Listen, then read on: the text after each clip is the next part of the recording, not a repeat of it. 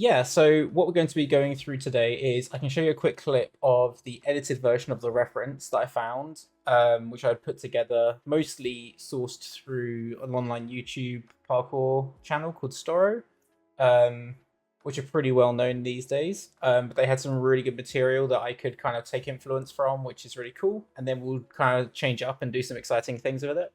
Um, what we're going to be doing today is mostly going through my original layout, which was very, very quick, and retiming it and then restaging it. Because one thing that's been interesting is now that I've heard the rhythm of the music and synchronized it with the reference, it's going to play out ever so slightly differently. And now that I know specific actions, there's going to be things that I didn't expect to happen exactly the same way that I then kind of those little ideas that kind of stemmed out of doing that process. And so that's going to change the timing of things, it's going to change the staging of things. So yeah, there's going to be some reworking in there. It's going to be a lot of more like camera work, which should be pretty interesting. I feel like that's a part that in a lot of animations can get quite easily pushed aside because we're so focused on the character movement that we don't focus on the camera as much. And I think it's really important that you have a good camera composition and flow before you move into too heavy into character animation. So that's what we're mostly going to be focusing on today, but this one will be a little bit more Maya heavy compared to the last stream, which was mostly just using Adobe Premiere. So yeah, it should be an interesting one. So what I'll do is I can quickly show you the edit that I have of the now with the added reference. So you'll see it cutting between the reference clips and then also the layout. So yeah, I'll play that now and then I'll explain a little bit more.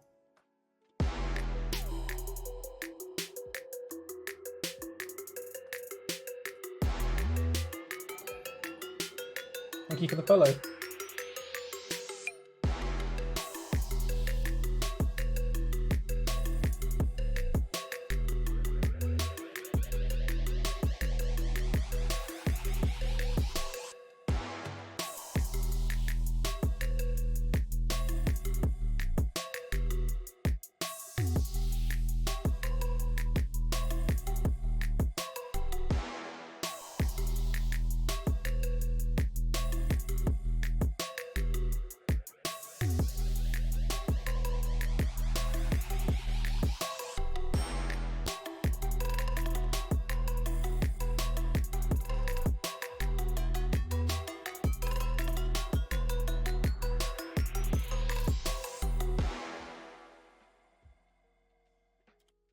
So yeah, you can see that there are a few new clips in there, which we didn't see on the last stream. I've kind of spent a little bit of time, not much longer than what we did before. I probably spent an extra maybe half an hour or so, kind of just plowing through and editing and retiming the reference.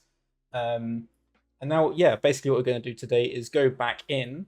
One thing that's interesting about this process, which I didn't quite foresee when I was going through, is I didn't when I did my Maya pass, where you can see the like layout here. None of this was timed at all. It was very much I didn't really think about the weight or the rhythm of anything because I knew I was going to do that later.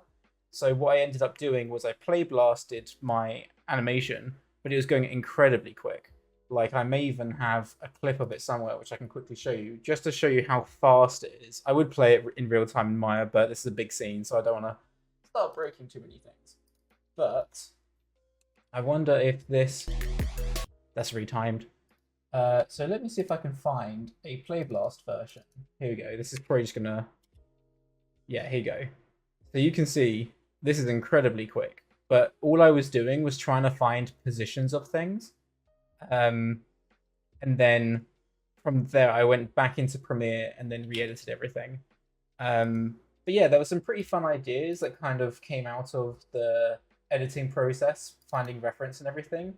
I think I have broad scope ideas of how I want this to play out, but only through gathering materials of reference and stuff do I find even more specificity in things, and also just brainstorming ideas on the fly. I think also helps through that process. Like this section here changed a lot from what I initially thought, because I was initially going to have the character kind of do this swinging through the through these little tubes and rails here.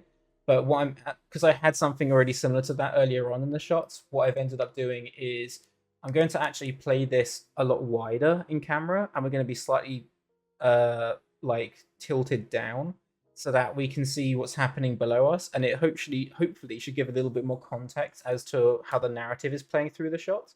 Because the idea being, you'll also notice that I've also added in here. I've now added a sniper. And so I kind of wanted to give this idea of, again, we're kind of leaning a bit more into that Ghost in the Shell reference, where now it's going to, instead of, I initially had like a hologram that was going to be reading on the character's wrist and then they would exit, but I felt like that was a little bit too ambiguous. And for something that doesn't have any pre-setup or anything like any exposition involved, I feel like you have to be a little bit more literal just so that you get the context involved from the very beginning. So the idea being that this is going to be like an assassin, and they've taken the shots. When we kind of come around, we'll probably see the smoke coming out of the sniper instantly. And then as we come down, then there's going to be a couple of moments where we see the police that have now, like, they're going to be looking for her from the very beginning. So as we're coming through here, there may be a policeman like just slightly on the edge of this rail over here.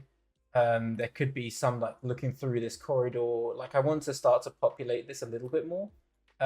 Once I get into the more refinement stages and the main character's flow is working, then I'll start to populate this a little bit more with time.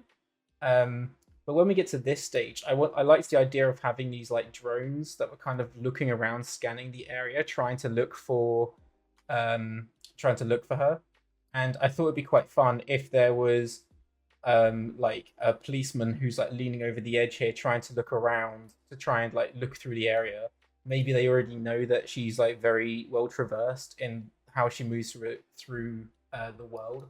So I had this idea that as we come down here, she's gonna jump, land, and climb onto his shoulders, and then kick off, like bounce off this rail, and then kick him, and then he's going to bounce off and fall down this gap here, and he's basically just gonna like plummet down. But we won't see him land or anything, obviously. We'll just see him fall out of screen. But that's what the context happens around here. So there's going to be a little bit of retiming involved in this process. It's going to be very like snappy. I think we're going to have to stylize it quite a lot, which will be fun. But as we come down here, so like there are very specific accents where the action's hitting on to kind of stay in rhythm. But as we come through here, I like this idea of climbing onto his shoulders, bouncing off the wall, kicking, doing like a roundhouse kick in the head, and then that swings him and he falls down here. And then from here, our main character lands and then does a cat pass over this like neon sign, and then starts grinding down. And then does a little fall. There's gonna be like sparks flying everywhere through here. Thank you for the follow. So yeah, this should be pretty fun. I like this. There's a very specific accent as well where it goes ding in the sound. And it happens just as we land. Thank you for the follow. I really appreciate it. So yeah, as we're coming down here, this little ding accent, I think is going to be quite fun because I want to add like a car horn happen at the same time. So we'll start adding like some more like sounds in later in the process, but it's good to be thinking about these things as you're going through.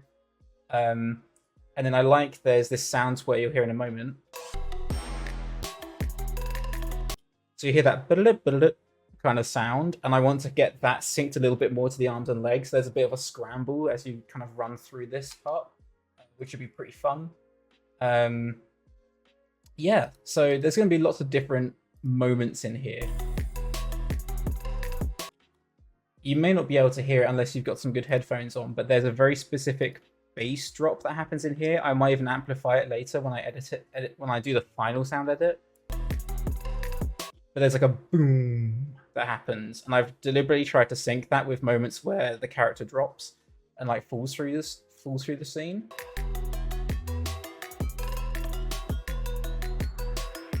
And I found this clip, and I thought this would be really cool because one part of the shot that I was still unsure of is how we were going to get the character to like drop. I'll find it through here. So it was around, where are we? This part here. Initially, I had the character hurdle over this rail and then kind of drop and then swing off of this pipe to land. But what I thought actually might be quite cool is to utilize the character's equipment a little bit more. So the character's going to have these like neon boots, which you might have seen in the screenshot for the promo. But it's going to have these like boots that have this like kinetic energy to it, where it can like project the character further than it initially would. So it's kind of like think of in a video game if you'd have like booster boots or something that can propel you further than you normally would. So that would be the idea. And I quite liked this clip that I found in my reference searching, where instead they kind of slide and duck under this rail. And then as we come through here, what would happen is we slide under this rail, and as we drop, I was going to have it go more directly vertical down, and then the feet of the boots are going to land on one of these, on this like little board here, and then propel forward. And then there's going to be some police that are kind of on the ground here that are kind of, again, searching for our character. And then it's going to transition into what I found in this reference here, where as we propel off, we're going to land on the wall. We're going to do like a 2 contact with the feet and spin and then leap over their heads so they can't hear us or see us. And they don't see us basically through that traversal. And then we land and run and enter into the bar. There's kind of like an assassin bar kind of thing. It's like where, you know, people who are kind of like a dangerous place to be. So yeah, like it was interesting kind of going through that process and kind of spontaneously improvising ideas and everything. But yeah, what we're going to do today is I've got the audio and I've got the edits now, and we're going to basically start recomposing the shot, retiming it so that it's syncing up a little bit more with these actions. So as we're going through here, you might see I should have, maybe it's not working right now. Oh, there you are. So you can see I've now added the reference into the shot. So that's going to help me when I'm resyncing stuff. But there are very specific like chunks and sections. So yeah, it'll be interesting to kind of, we'll do the broad scope retime first, where we just get the main beats landing where they should for each section of the music, and then we'll go and start recomposing, retiming, and actually start near enough animating the ball as though it was the character. I don't know how far through we'll get with that today, but just to get a general staging, I think we should get into a pretty good position by the end of this stream. Hi, I thought time was during the stepped and blocking. Yeah, so timing, there's several ways you can approach it. But that is kind of, there's different ways to help, especially when you have very dynamic shots where there's a lot of movement, a lot of traversing through space. I personally find it easier to start with a ball and still go through the blocking and stepped process, but just to get the overall feeling and the overall rhythm of the shot. And then once I've got that synchronized, then I'll be able to start going on the character and use the ball as a template for where the character should be in that moment. Because this is so synchronized to music, the ball and the character, like they're essentially the two same things in this case, would actually need to be very synchronized and have to be at a certain place at a very specific moment for this to work.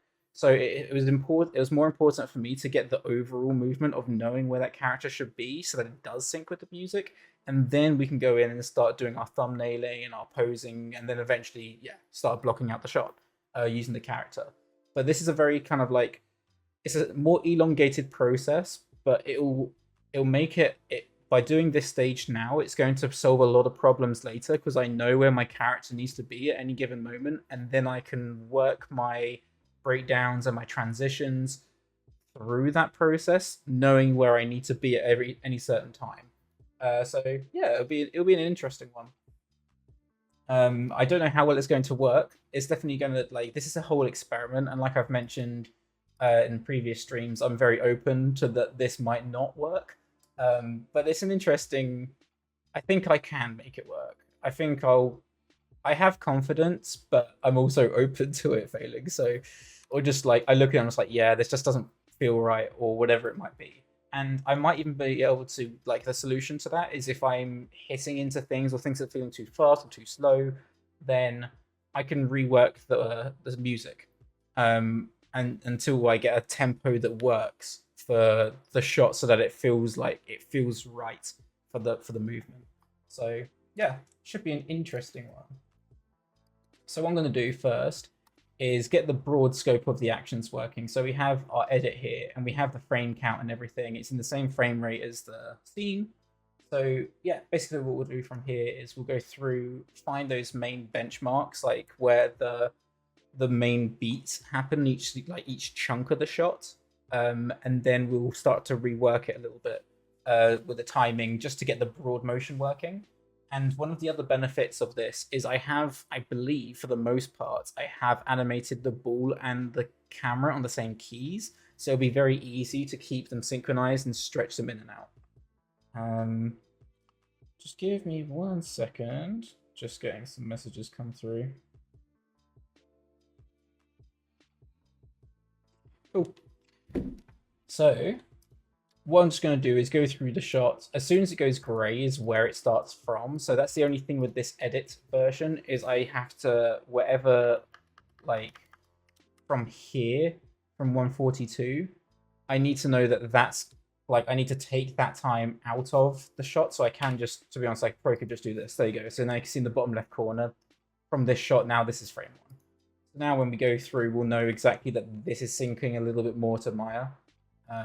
Otherwise, the edit's going, because there's like a title sequence I added for the edit.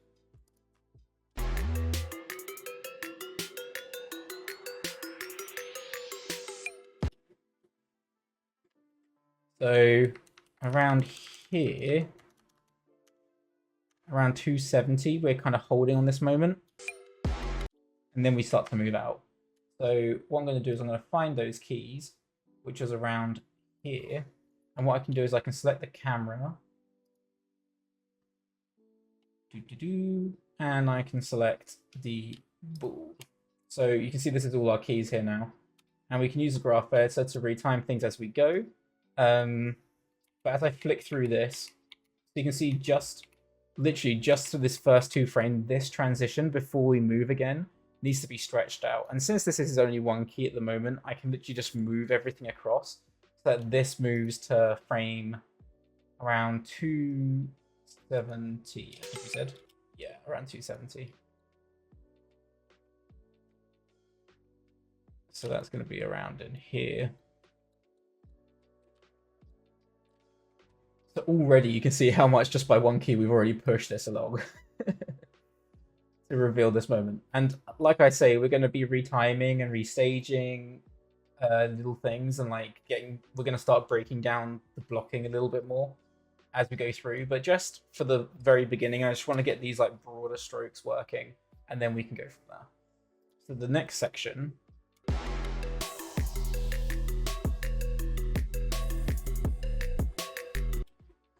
is to here, which is around 420. So now we can find that key where that started to land, which was around here. So you can literally see this whole transition, that whole section we just played, is pretty much like 1, 2, 3, 4. It's like 5 keys. So yeah, we'll be taking this whole chunk from here, and I want to push that to around 420 here. And then I'm going to take these keys, and this is a little technique that I like to use because I think it's a better, like a lot of people when they're in Maya and they're retiming, like they're trying to stretch out keys, what they'll end up doing is going into the timeline and, you know, like doing a shift click and then doing this where you pull it in and out. And the reason I don't like this is because sometimes it can do like frame snapping, where it doesn't give you a one-to-one representation of that scale. And what I prefer to do is kind of stretch it out and then do like a smart snap using Animbot, and then it gives you a little bit more of an accurate representation of the stretch of like the scaling. So you can see in here I'm using this little bar here, and I find this more useful for stretching out using the graph editor to get those keys to stretch out through that process. And then from here, I can use the little magnet tool in Animbot, and then that will start to snap all of those keys back together. So now when we have this transition, you can see this is much slower now, but this is actually going through that process a little bit more naturally. And yeah, once I've got this base working, then we'll start to retime everything. So that should be pretty fun. Hey, how's it going? Yeah, by all means, guys, ask questions in the chat. Just doesn't have to be related to what we're doing. It can just be anything animation or just anything at all, really. I'm just here to chill and yeah, just have some fun as I'm working away and get to know you guys a little bit more as well. So yeah, please feel free to say hi and just have a chat. So as we're going through here, I want to find my next section.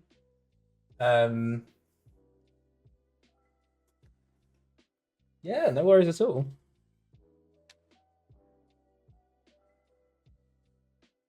Oh, is this a self plug?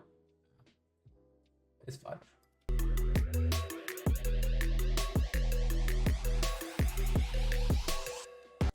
So then we get to here on this accent, which is around 560.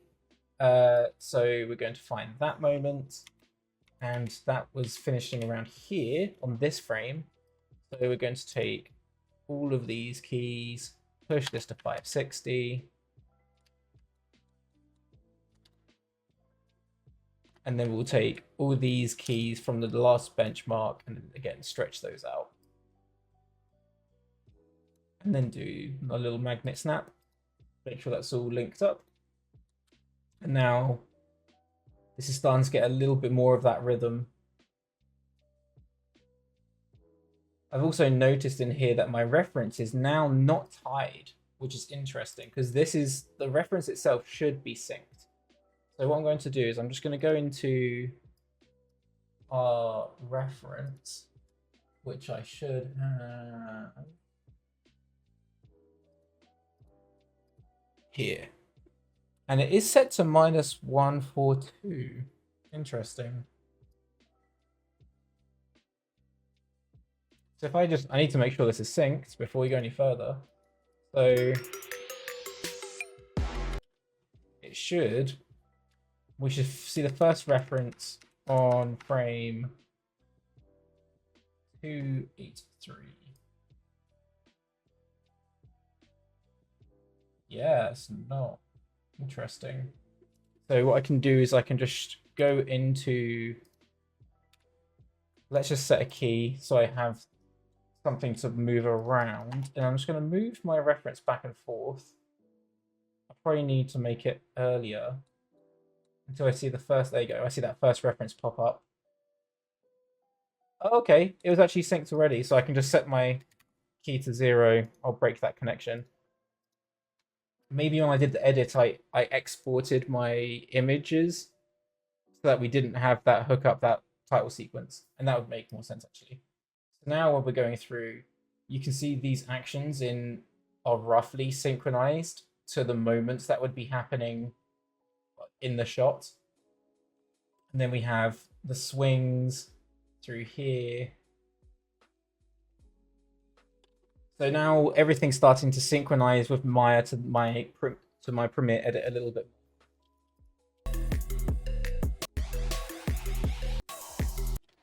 So then we have this part. So around here. So around here is 706. So we'll find those keys.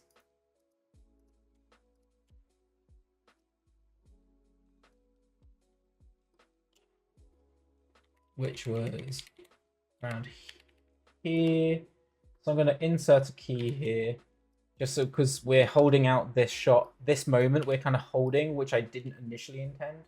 So yeah, that should be a bit of an interesting like development there. So I'm just gonna move in on these keys and we'll just shift these a little bit further across. So we need to move this to 706,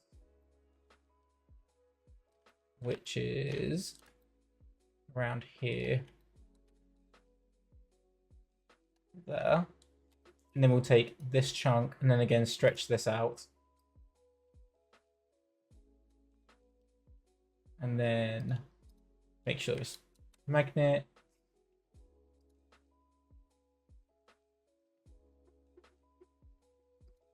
Ooh, had an interesting, there you go. Just need to spline it. Then we're coming around here.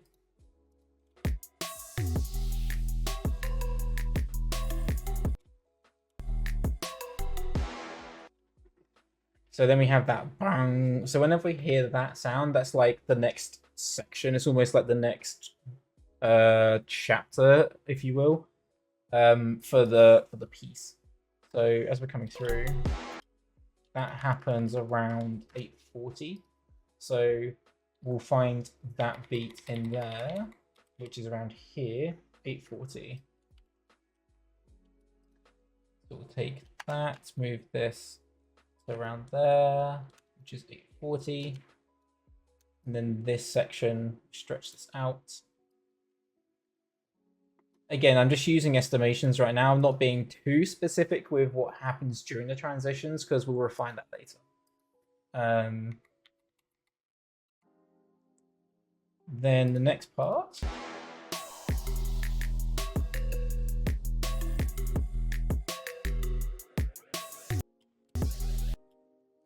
So when we hear that boom,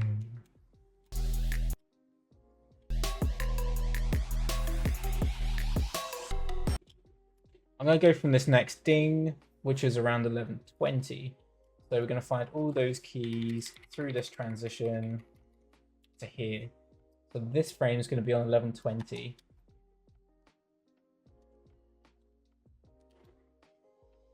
Around in here. And then we'll take all those keys through this transition and then stretch them out again.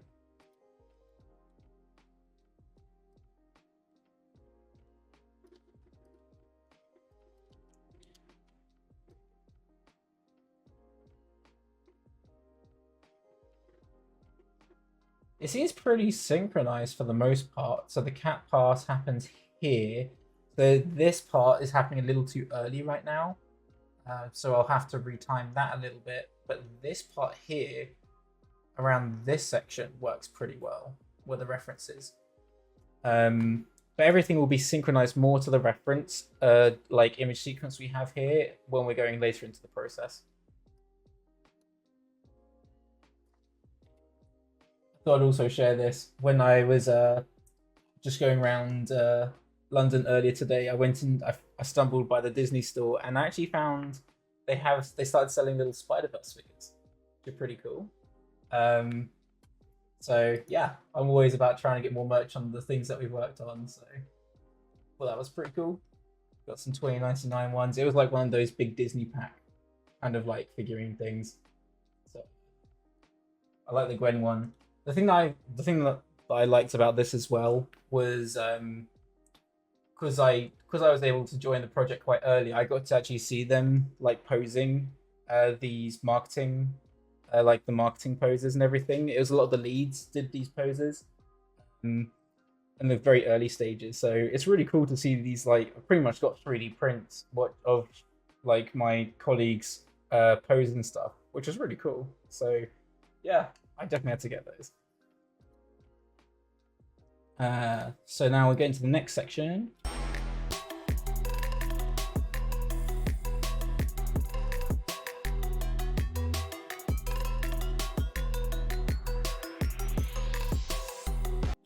Okay, so the last part is around 14.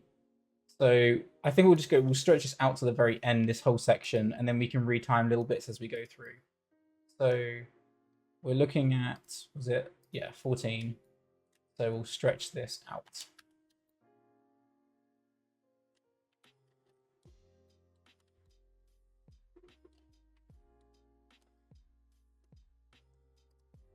Just bring this all apart through here.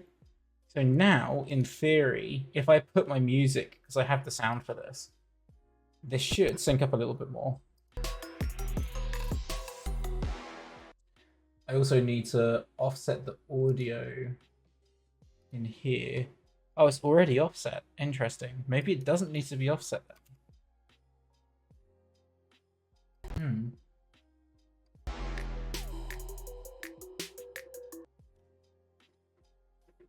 When I press, I'll be able to find out by where that certain beats land.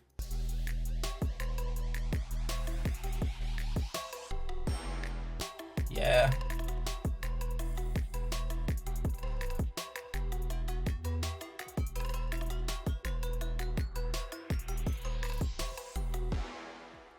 So now this is synced up a little bit more to the music in Maya, which is good. So what I'm going to do is I'm going to save a version of this, and then we're going to start going through and we're going to start refining more of where those key beats happen, and then we'll start breaking it down and tweaking things, making it more dynamic, try and get a bit more of a snappy timing going through. So there's lots of more exciting things to come. We're just literally laying the foundations at this point. So I'm just going to make sure that we save this. I have a bad reputation of not saving enough, so I have to keep reminding myself to do that. So we're looking at around 1420 for the actual scene. It's a big shot. So as we're going through, I would like to spend a little bit more time seeing the smoke before we do anything else. So what I'm just going to do is I've got my little tween machine up here. I have a little hotkey set. So I want to make sure that we're just spending a little bit more time on the character. So I'm just going to tighten that in a little bit more.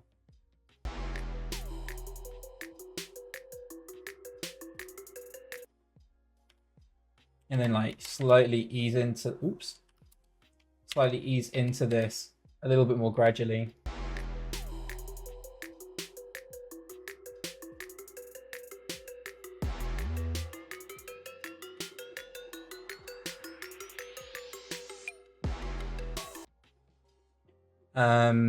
And so then we need to have a look at where we're going to land.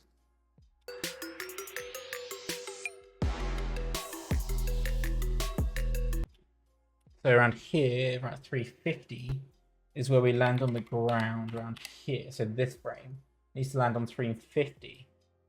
So what I can do is I can just turn this.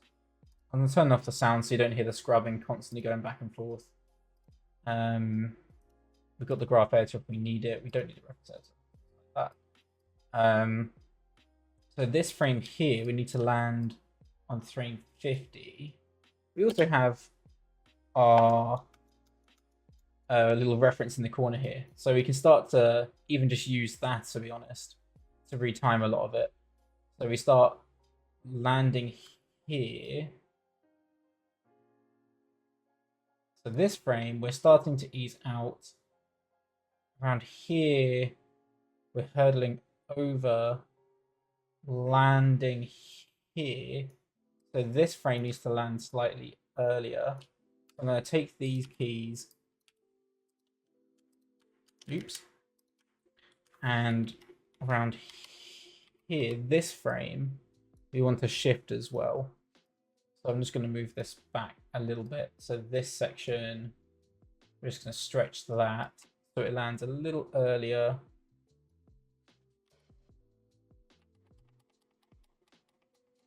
Something like this. Then he jumps up, then lands down, comes around, slides through here. He's already kind of mid-slide here, and then comes through.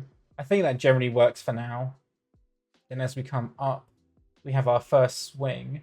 This swing feels like it needs to be faster, but I don't know if it's necessarily that because he jumps and leaps here. This first swing definitely needs to happen earlier. So I'm going to bring this key earlier. Oops, that's now not synced up to the camera.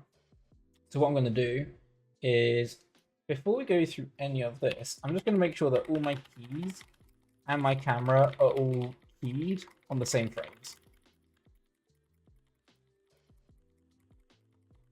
So I'm just going through and make sure all those are keyed. And then I'll make sure that we don't have anything that's not onto a snapped key as we go through that too, just to make sure that's all synced up. And then when we go back through this, when I shift keys, it should sync, like the camera and the character should move in relationship to each other. So we're coming through and we want this frame to be a little earlier because we're going to do a run, dive, and swing through, swing, round, catch, come through, another swing, through, catch, and come around.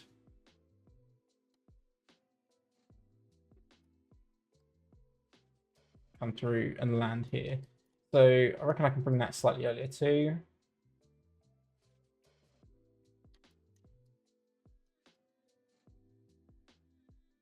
Something like this, then comes through, lands. Then this moment here, we're going to slightly retime anyway, because I had this idea that we were going to use this like little window and we could animate it a little bit so that the character jumps onto the edge of it and kind of swings around on top of it and then drops. So that will just change the rhythm and the timing of the action a little bit more, rather than just doing this one continuous drop from here to here. I thought it helps break it up. Instead of having it as one long beat, we kind of break up into two. Then as we drop here, see, we have this little swing here, and I was going to use this little pop around potentially for the ice cream. So this moment here needs to happen slightly later. So what I'm going to do is just come across here. This needs to happen later. So what I'm going to do is, let's just take this chunk. So from here down to the end, which is here, this section, we're going to bring slightly later. Thank you for the follow. So bring this slightly. So the camera's not moving this time. That's odd. Oh, I don't have them both selected. That would help, wouldn't it? So now let's do that again. So from here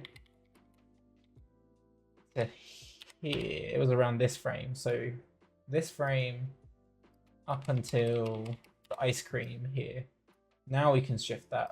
There you go. Now the camera is all moving together. So I want to find where the little pop happened in the reference. Was it? I think it happened. Oh, there it is. There. So it can happen slightly earlier. Comes down. There you go. Swing. Comes through. Then does the drop. Run. Hurdle over. And then drop here. And there's a very specific sound that happens where, again, it's like that boom kind of sound in the audio. So I want to listen to that to make sure I sync that for this moment, because the idea is the character is going to kind of hop over this table and then land with one foot on the chair and then kind of like do a little slide and drop down before it continues. You hear that? Do-do-do-do.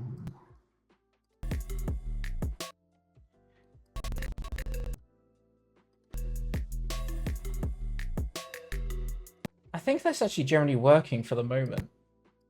I think that actually works pretty well. So I'm going to have to add some extra animation here.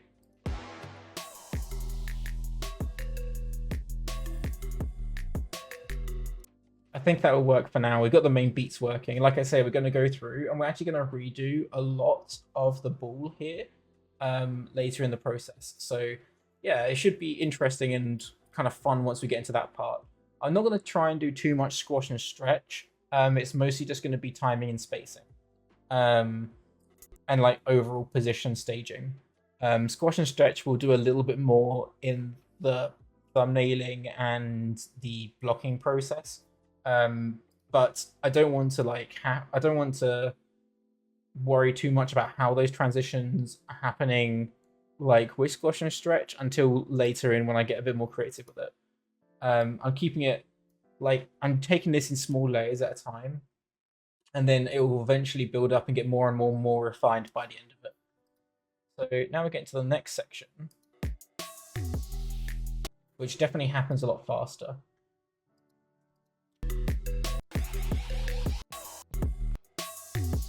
See here? Boom. So we kind of hold. It's this sound. So we kind of hold this area. This comes back. This comes back. We're holding as long as we can. Boom. And this is going to happen a lot faster. It's happening a little too early.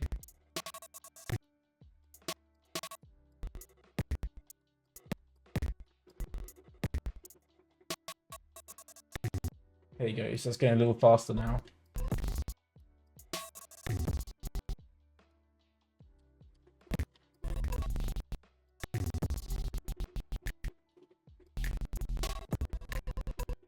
So when we have that dum bum bum bum happen, I want it to be like a land and swing. So it's like a do do do do. So around here, this frame, we need to find. Well, it's basically this frame here that we have. This is going to be like our swing and hold frame.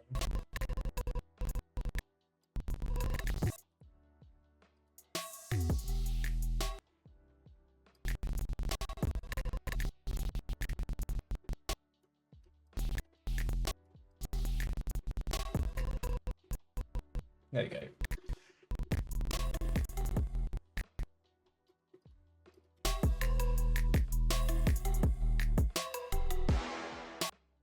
Yeah, because then we have the dun dun dun dun.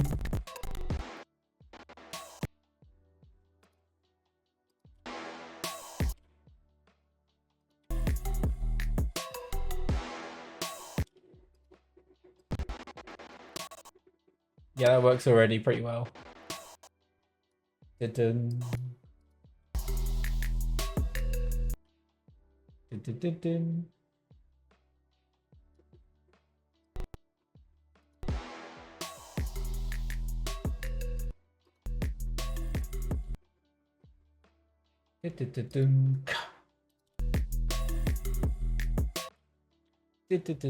There's like a beat in there where you hear the kick. I deliberately timed it so that the kick happened on the swing, so you hear this. You hear that? The little accent that happens on the kick. So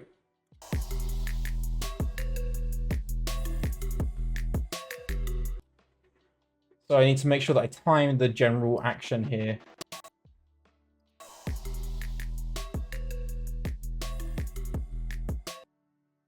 There. So this needs to happen much later. This needs to happen much later here. This needs to happen a little later.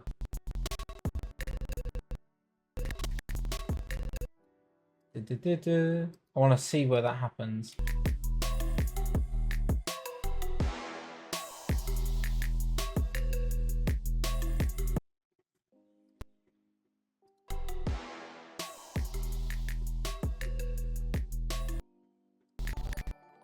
Thank you for the follow. Yeah. Dun, dun, dun, dun, dun. Yeah. Dun, dun, dun, dun, dun, dun. Dun, dun, dun, dun. Yeah, okay. I got it. Dun, dun. So this frame needs to happen later. Dun, dun.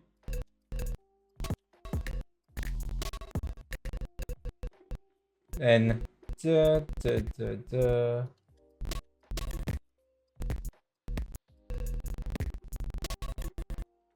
Because when it goes da, da, da, dun on the second time, that's when he's climbing. There.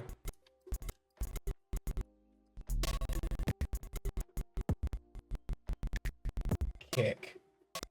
So this happens much later. Kick. I'm just going to ease out the entire thing here, the camera and the ball. just that we hold this area for a bit longer. Kick. Then we continue. Again, this is broad timing and staging, and then we'll refine it as we go. And then this is also happening much too early. Because the cat part, the run and cat pass happens much later. So we'll just take these keys. Because here the cat, like that. That sound here is when he's hitting this cat pass and this railing. So this frame needs to happen here.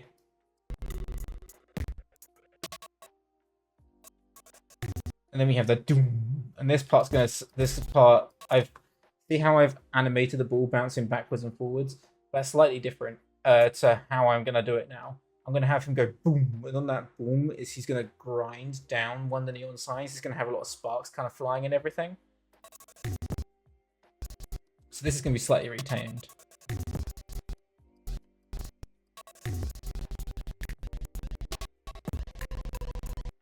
And then you see how it goes on the sound of that. I try to sync that a little bit to the reference with the feet scrambling.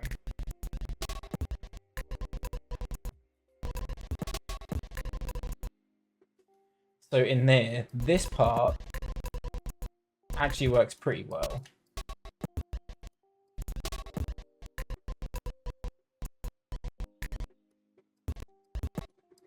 But it's just this part here needs to be a little faster.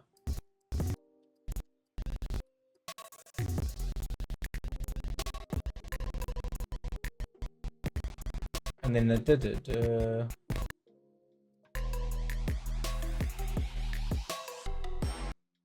Yeah. And then we hit the ding on here, which I think is working.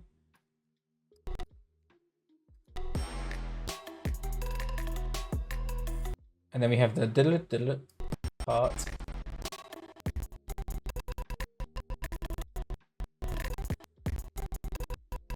Which is when he jumps here. So this jump around here needs to happen. Jump, come over, land down, swing. And this push off, this part here, this push off, is this part here. So this needs to happen earlier. This also needs to happen earlier. So that this push off is happening around there. This can probably also happen a little earlier. Jump. Come down. Tuck. I think this can happen a little earlier too, because I'm going to retime the jump so he jumps higher. Down. Roll. Leap over. I think this can actually happen later. I think it needs more time. Because we need to slide here. So around this frame is where the slide should happen. Sliding down, the railing contact happens around here. So this definitely needs to be later.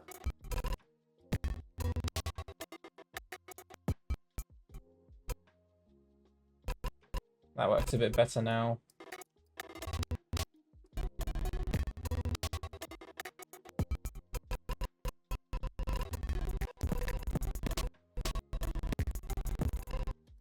This happens later.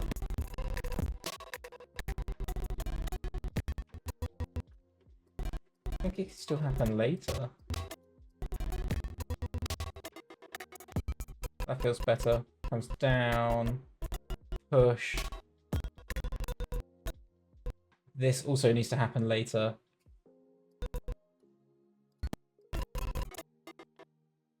So I'm going to have to scale a lot of this back from here.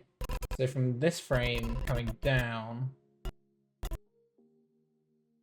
this needs to happen slightly later. This happens slightly later. Push. hurdles over here. It's hard because of the staging, the timing of the keys and the spacing of the keys isn't exactly where it'll be. So I'll have to do a little bit of rework through here. I don't think I need this key. This needs to happen later. Because this travel here, yeah, this key, all of this needs to come back later. This part I'm reworking quite a bit, so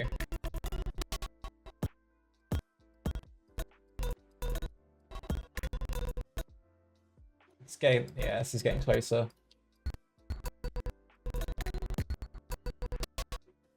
This is still much later. This is later.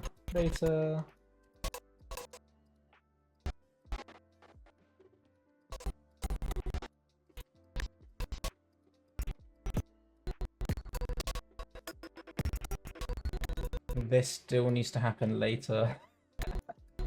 Just pushing all this back.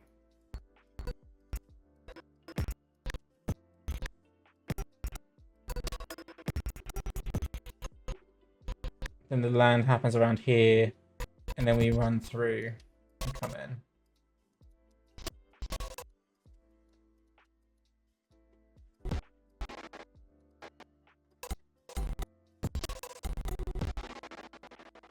Cool. Actually, I think that's working now. So now when I play this, it should be a little bit more in sync with the general broader beats of the action. Now, there are a few caveats here. I know there's quite a lot of camera work I need to change, but the actual time and where we're supposed to be roughly in space during those moments should be a bit more synchronized now.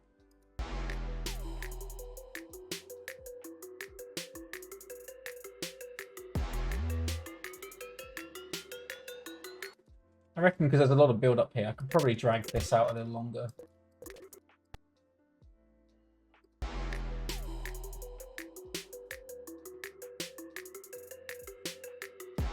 Yeah, this looks better.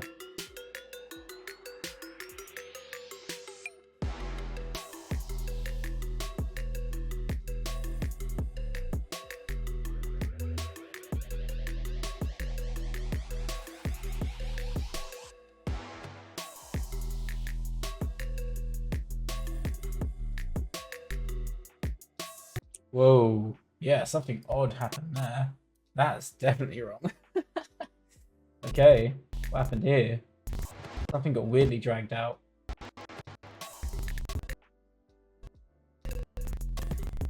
What happened there? Oh no, I lost my ice cream poses and the landing poses. It just flipped randomly. Interesting. I've lost some of my keys. So this is working here. I don't know why that happened. Very odd.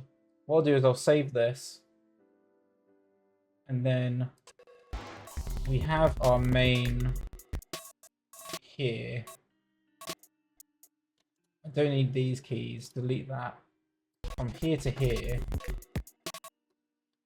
I need to get those keys back. So what I'm going to do is I'm going to save this, go back into the older previous version, use anim library, and then yeah, we'll go back from there.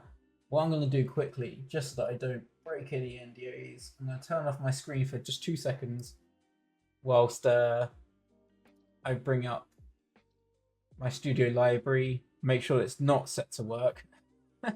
We'll resource a new folder.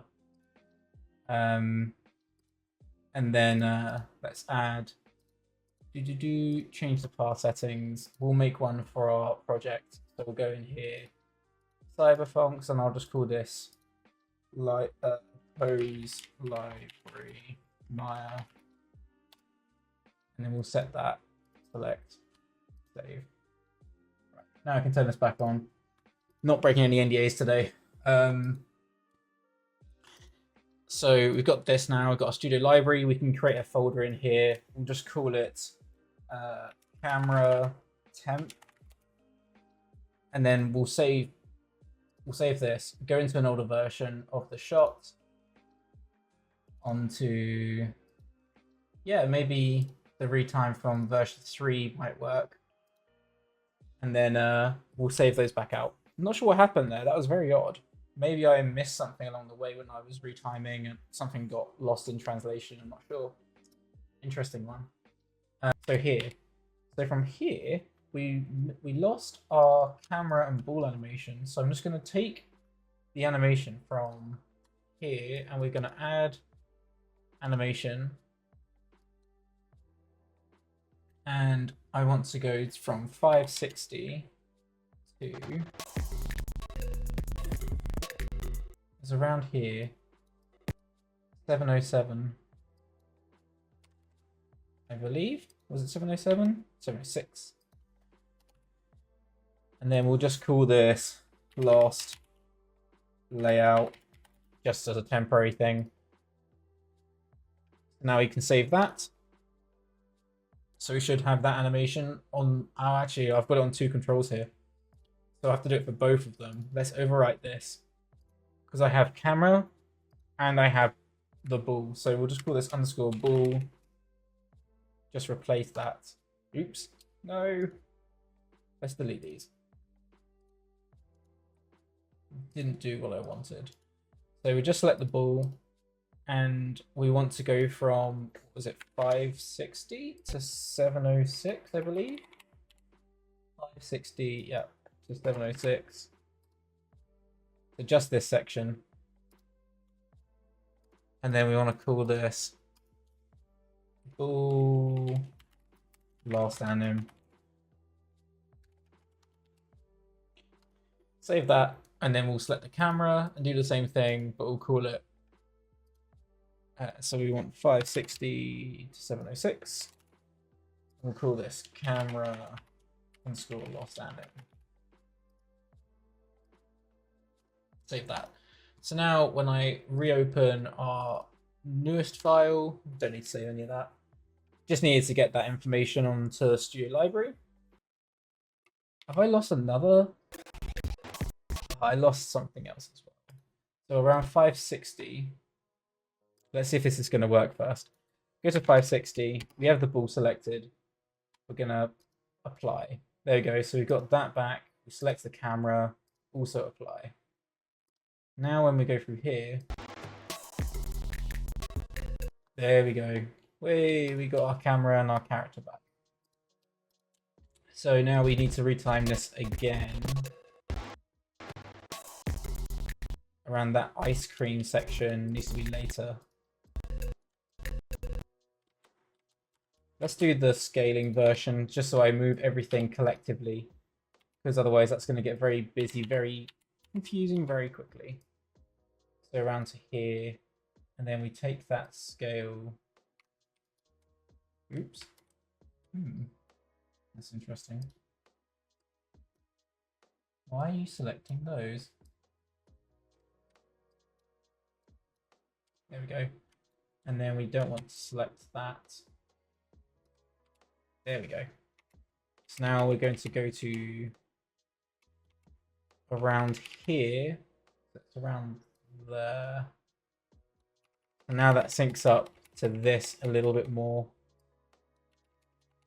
And then we can magnet that to make sure it's all clean. So now, there we go. We're back to where we needed to be. I think there are several ways we can approach this next part of the process. So what I'm thinking is, now that we have a camera at a rough place where we need it to be, I will rework cameras where I roughly need it to be later.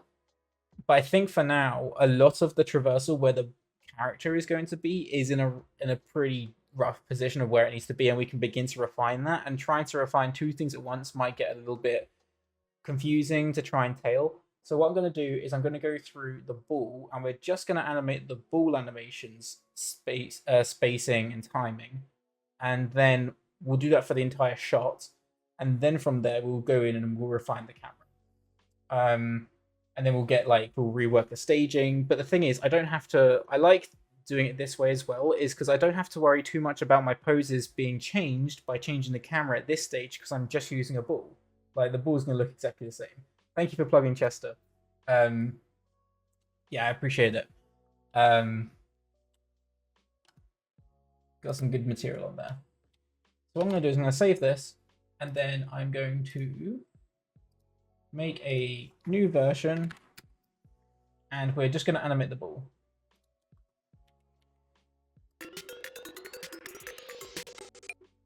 So from here, and then we're going to start to move the character out.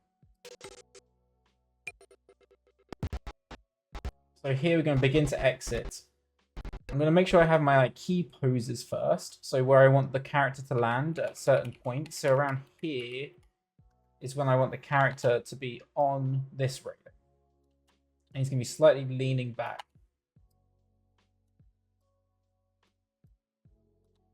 I'm probably going to use a little bit of perspective in here as well, just to make sure that we get everything generally in the right place as we're going through.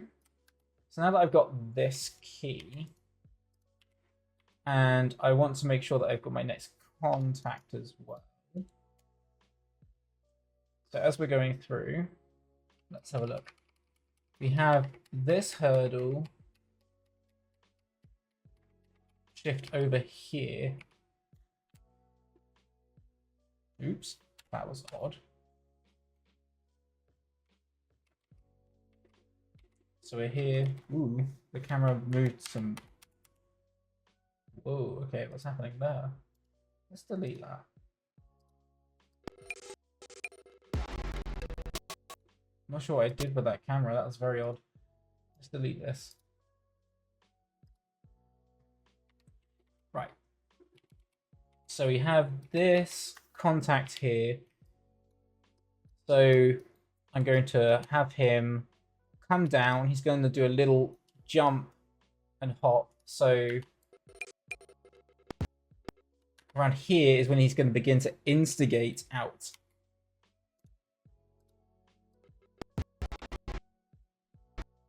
So he's going to come over.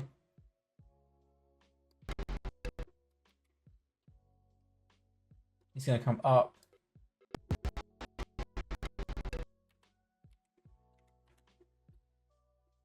He's going to hop over this. It's only going to be a little hop to begin with. I think I'm going to keep this in stepped as well. So we go through the entire thing and just make sure the keys are in step so I can see my keys a bit clearer. Hey, Animation Addict, how's it going? You're in the right place for all things animation. So we have this key here, and then when we hear the sound, the kong, we could have that jump straight away. So in here, this is where we can jump. So I'm going to be using Tween Machine. We can start to lean him a little bit more forward here.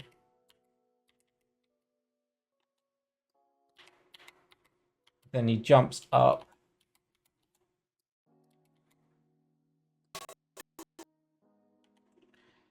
Begins to come down. Can land quite heavily in here. And then begin to lean back into the pose here. And lean out.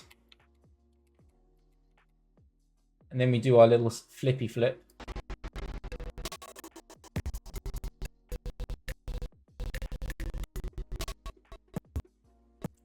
So this is an interesting one. We can look a little bit more into the reference here for this moment to see how this flip is going to work.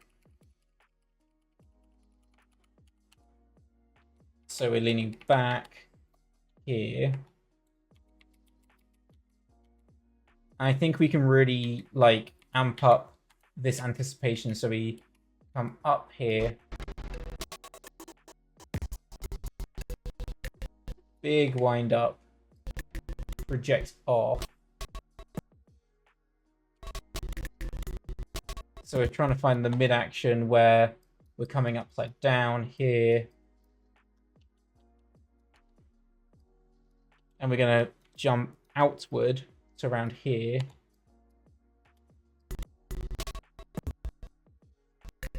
And then land down. And where we land right now, I want to have it travel further across. And it's going to kind of jump and run around.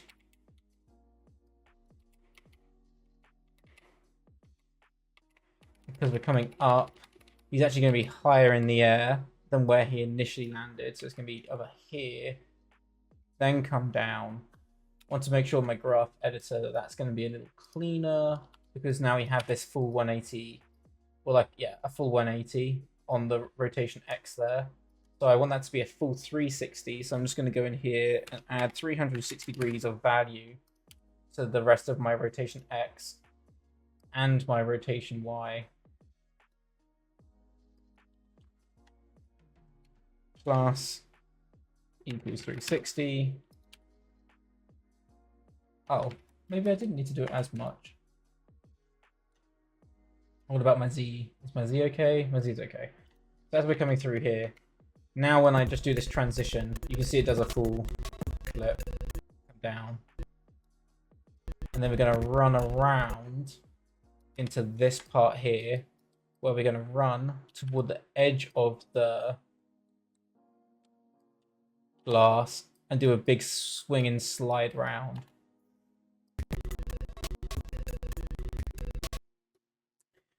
I'm just going to make sure that my settings are in depth here, because I keep on getting blind tangents where I don't want them for now. So I'm going to make sure that that's all working. Hey. What are we doing today? That's a good question. So today we are, just to do a little bit of a recap, we're working on a personal project that I started about a month ago. This is kind of like a homage, kind of like splice between Ghost in the Shell, Akira, crossed with like, parkour, all synchronized to a funk beat, which should be pretty fun. And today specifically, we've collected all of our reference, and we retimed our play blast, and now we're thank you for the follow. And now we're going through and we're beginning to do a very loose blocking of the staging and timing of the character traversing through the scene. And then that should give me a good base to then start reworking the camera a little bit as well. And then once we've got that working, I'll do another stream maybe in a week or two from now, where we'll go through and we'll start drawing some thumbnails based on the reference and some ideas that I had. And then we'll begin to do blocking, and then it'll get really juicy from there. But this is a little bit more of the like almost planning. I would call this planning, really. This is my like early planning stage. But it's just a quite a long process to get to that final planning. But once the final planning's there, it should be pretty seamless. Like, we should be able to just plow through this because it's a big shot. So the more I plan now, the better it'll be later, hopefully. So we're going to run around here and make sure that this is all in stepped. Oops.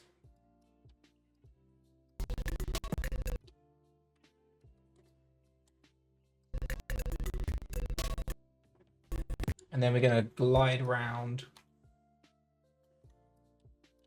here. We're going to slide down the glass.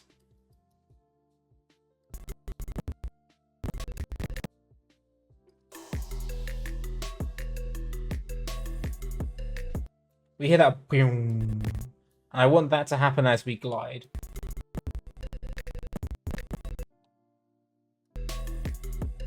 So here, this is where the glide needs to happen. So I'm going to retime that slightly. Maybe I spend a little bit more time on the hop. Let me just listen to this for a second.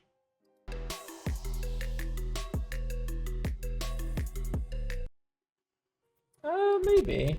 I'm just, Thank you for the follow. Because we had that Kong as well here. So I could probably make that the landing.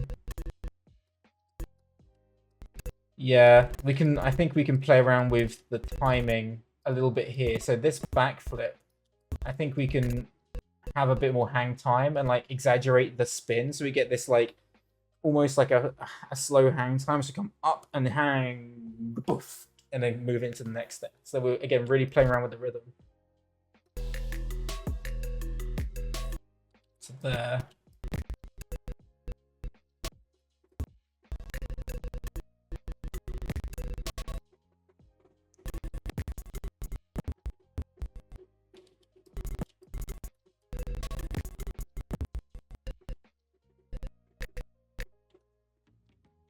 And then we're going to be sliding around here on the glass.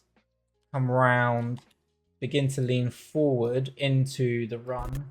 We're sliding round, begin to lead in. So we're going to... You'll see, I think a lot of the rotations are going to be hard to describe in the moment, but it will make a lot of sense when I start animating it. But imagine the top of the ball is obviously his head. So as we're coming around here, he's sliding with his feet leading. And as he comes through, he's going to start to lead with his head so that he can run and charge into the lead. And then here, this...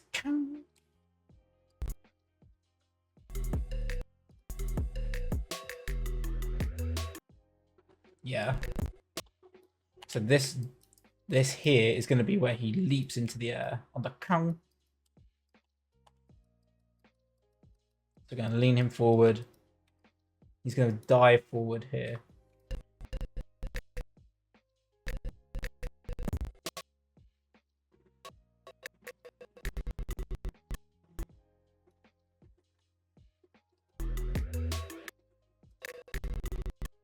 So this key, we don't need right now.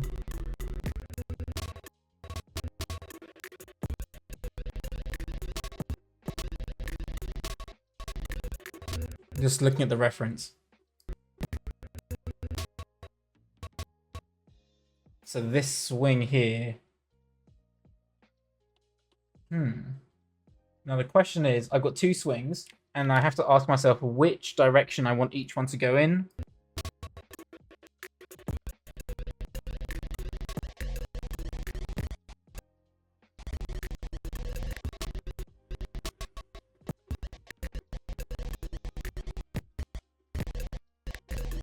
No, this works. So this one is going to swing around to the right first. So around here. This part I'm going to actually completely reblock. So what I mean by this is everything from here to here, I'm going to take out these keys. I'm going to reblock this section on the ball. So I want to make sure that I'm always traversing. And a quick way that I can cheat this just to get the rough positions so that I make sure I'm traversing this screen across the screen right constantly throughout the shot. I'm going to hit this into linear just so that now you can see this entire thing is gliding across. And then from here I can begin to layer in the action on top. So we dive forward. So this swing here, around here, I'm going to have him ease. I want this to ease in slightly. So let's, there you go. Let's slightly get these, slightly ease them in. Just so that we're always leading the camera a little bit more. Something like this. So now, as we're coming around, we're going to turn into this cable as we're coming around here, and it's going to swing us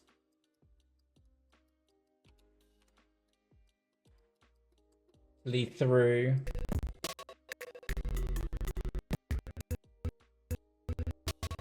and then we had the swing up. God, this is a big turn. So here, let's continue that going.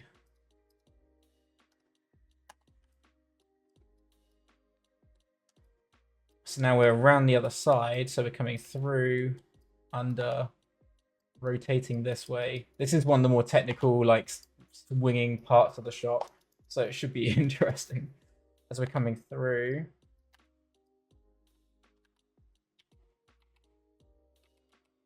Dive, swing through. As we come up, we flip around on the Z to here. So now at this stage, continue this. We're now here, and we are going to come up, swing around this way, and then come back through again and land here on this railing.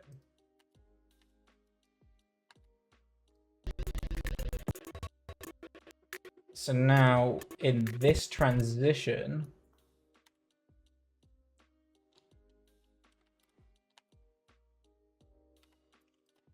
make sure that this is all splines just for this section to give us a point of reference. So we're coming up. Come on, why are you not?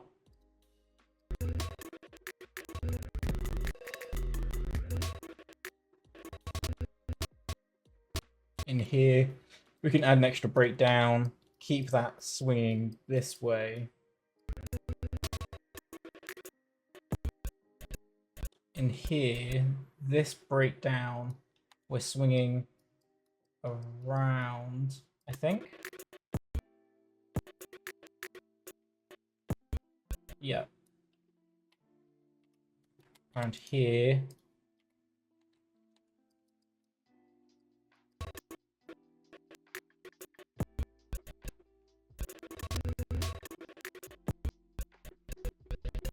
And then we're hanging up here. As we're coming through, we're coming around this way. Landing. It's crazy. Coming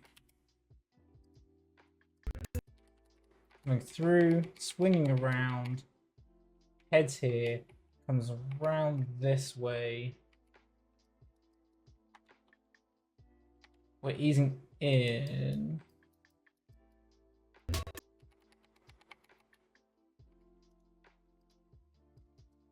And we're coming up higher as we come through.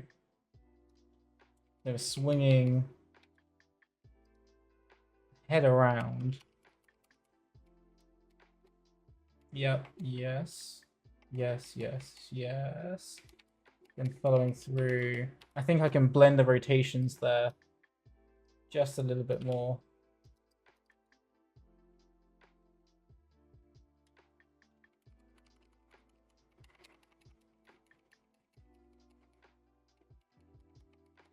There we go.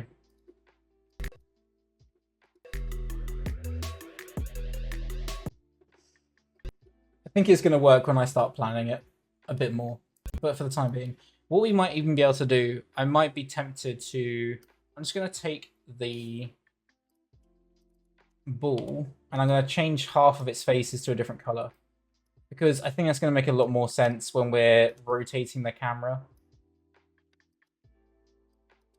God, let's do it this way. Select the ball, go in here. Let's isolate it for a moment, just so I can select those faces. There we go. And then we just want to assign that a new color. And we'll make it blue. Just so we can see what we're doing through these rotations. That should help us a little bit. So let's select that ball. So now when we come through, the red is his head.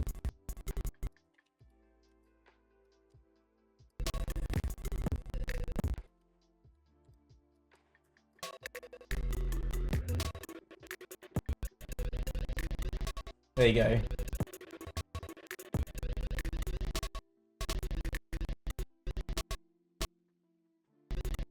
So in here, we can hang in the air for a bit longer. Come up into this swing here. And now we're on the opposite side. So now we need to do this flip.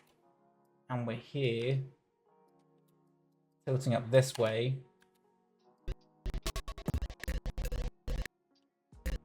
And during this transition, we can ease into the rotations a little bit more.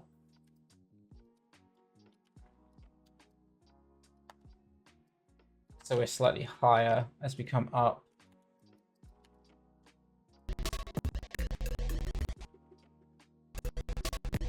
I don't want to travel as far screen left at this stage.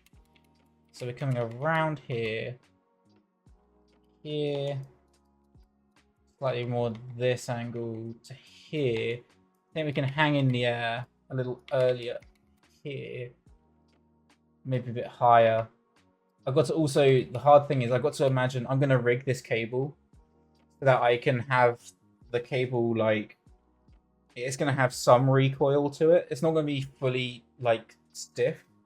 Because I want this idea that with the momentum, it feels like there's it's almost like a coil, like a loose coil, that as we throw the momentum, it's going to slightly suspend the character in the air for a little bit of time as well. So that's going to be interesting. And I think that's going to change as I go through. So just make sure in this breakdown we're coming down, holding in the air. Then we come through, we're upside down here nearly. So we're coming through the section. Here we're coming down. Heads this way. We come down here.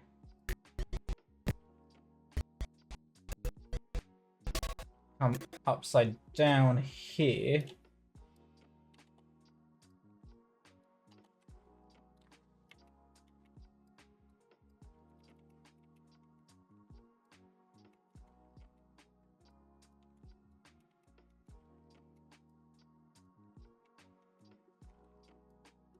And then we release.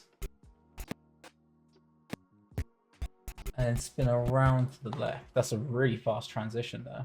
So we come around like this.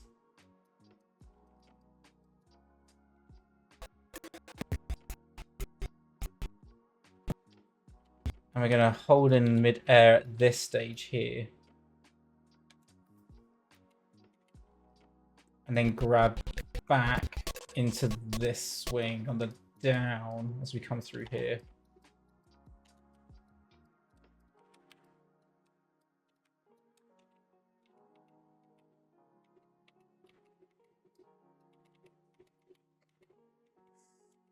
And then it's going to throw, and on this swing, we're going to kick the legs around here so that we throw up and over into this landing position.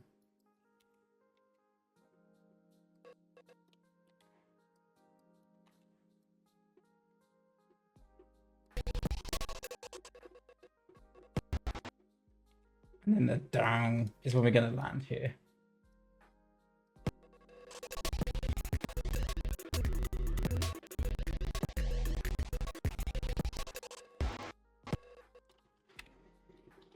So I want to maybe hang this here and kind of maybe suspend in the air for a little longer.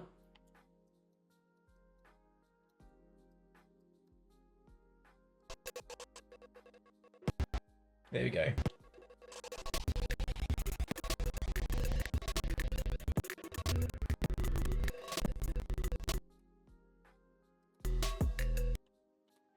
So as we're coming through this part earlier, I want to make sure that we hit into this early. So we come up, hold in the air for the flip, and as we're coming down, I want to try and stay in the air for a little longer.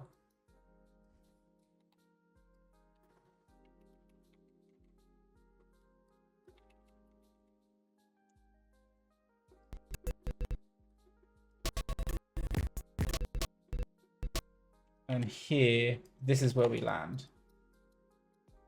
And come through. And then go and do the turn. Lead round. Throw. And come around. Let's have a look how that's. Just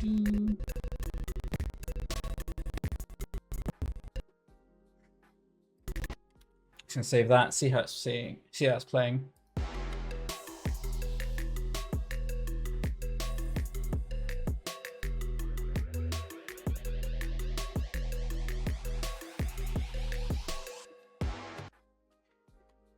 It's getting there.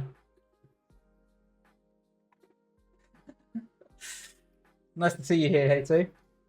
Or Hato. How's it going? Yeah, we're still going. We're slowly getting there as well.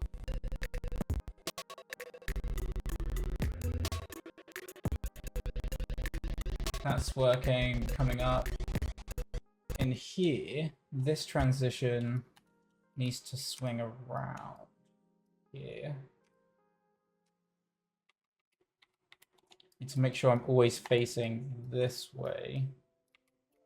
Down, round, up. This needs to be here. Come up, hang. Comes back over.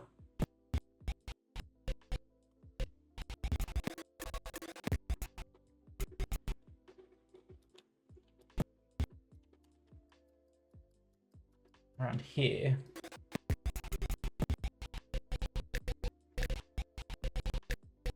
Onto this swing around here. Now, there's going to be a little bit of like air suspension time here.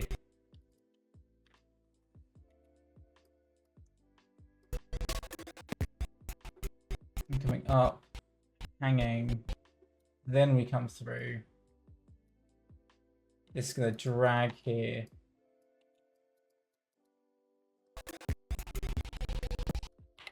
So now when I spline this, I need to clean this up a little bit through here. Oh, it's Veronica. You changed it to... Ah, gotcha. Oh, thanks so much. I appreciate it, guys. Yeah, I mean, it's super rough right now, obviously. But I think it's going to be fun. Once we really get into the thick of it with the character and the posing, I think it's going to be super fun. It's just this part is a bit more of the tedious, like, not quite sure what you're looking at part of the process for anyone else. But yeah, I mean, it's fun. You kind of get to see the process a little bit more. I'm not trying to take it too seriously as I'm going through this. I'm kind of keeping it loose, just trying to get the broad motions happening, and then I'll clean it up as I go through later and refine it. But eventually I would like to refine the ball so that we have a very clean pass of this.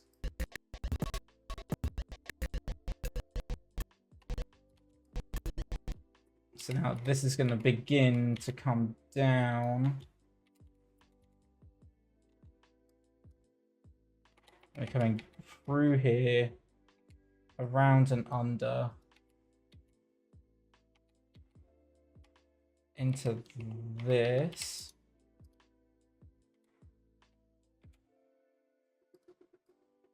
We're coming round, under, come up, tuck in here. Then we're going to flip and jolt the other way as we come up. But we need to make sure that we're coming up higher here.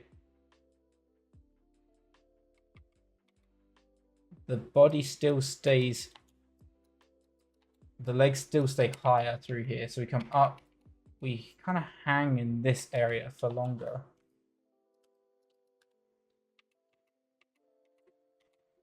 So I'm just going to ease the character in through here.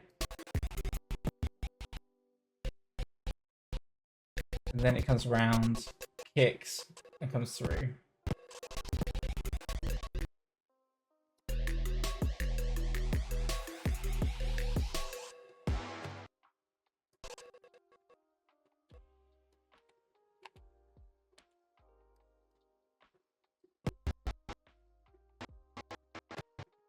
So then here, I'm going to hold this for a little bit longer and we'll just lean the carrots in so they're anticipating.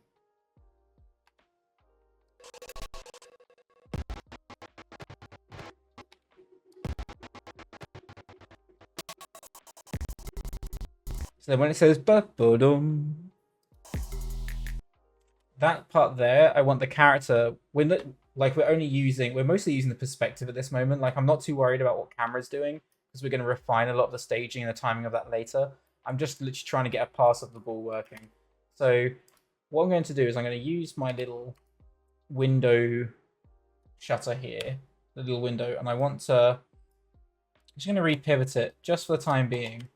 And then I might have to make it slightly longer. I might make this a one window and then just make it longer. Let's see if I can repivot. I wonder if I can do this quickly. I want the top view. Here we go. Just so I can get... Oh, the pivot's actually pretty close already. Just so I can repivot. Oops. Whoa, what's going on there? Repivot.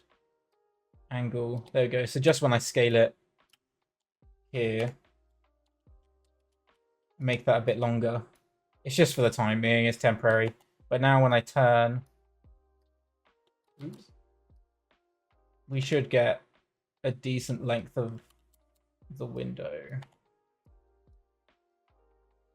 Just want some more of a base for it to stand on rather than that shorter one.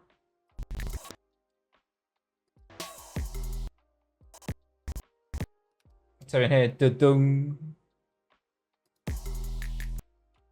Around here, it's going to rotate to nearly shut.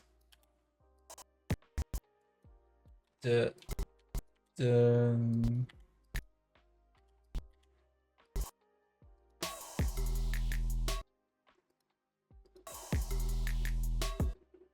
I think that works.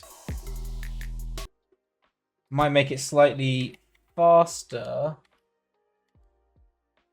And then it like really tapers off nearer the end. Yeah, that's better.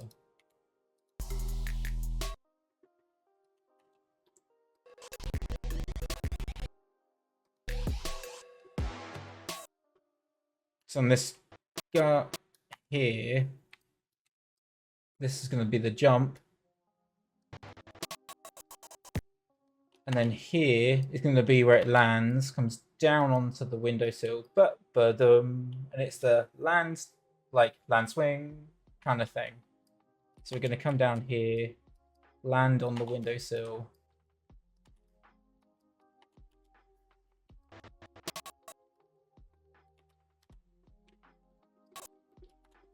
So that's going to be around our halfway point here into the air. It's like the apex coming through. This is the jump here.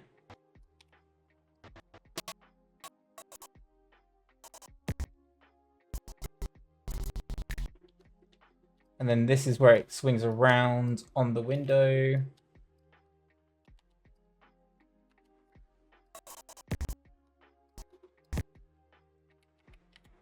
Try and sync it up a little bit more with the window there. This might even be able to just come in tighter already.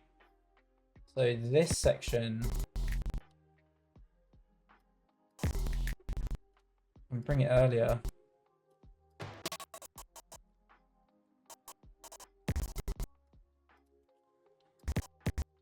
So this happens here, then it comes around.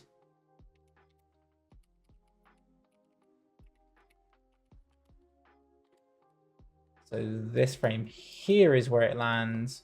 Then it begins to come around.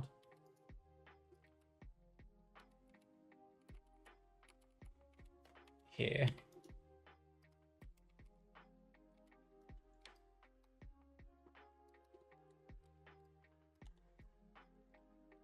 And I'm just going to sync up these keys as he swings through. Oops, wrong button.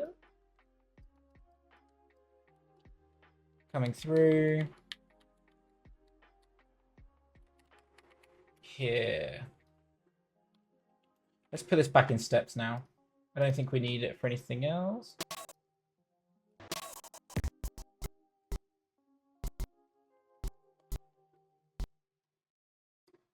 And then he's going to begin to drop down.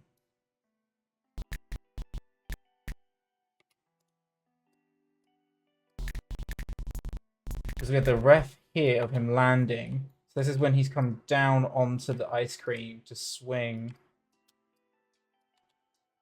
into the turn. This is an interesting one because it's going to be I think it's going to be like a full 360 rotate kind of scenario. So might be a drop, come down early. Oh no. Okay, it happens earlier. Let's have a look. Yeah, because it's da da da da, so it's the hop hop. So this can still actually be mid-fall here.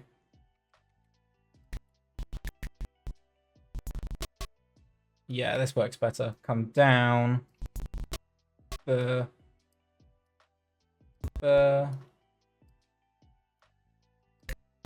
so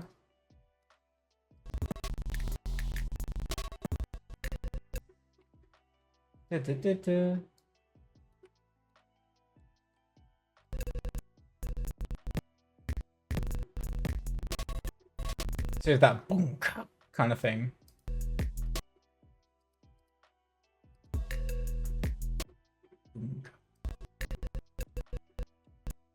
So in here, I think we can just hang the apex up a little higher.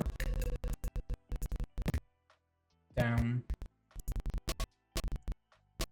And then here, we're running, anticipating coming forward.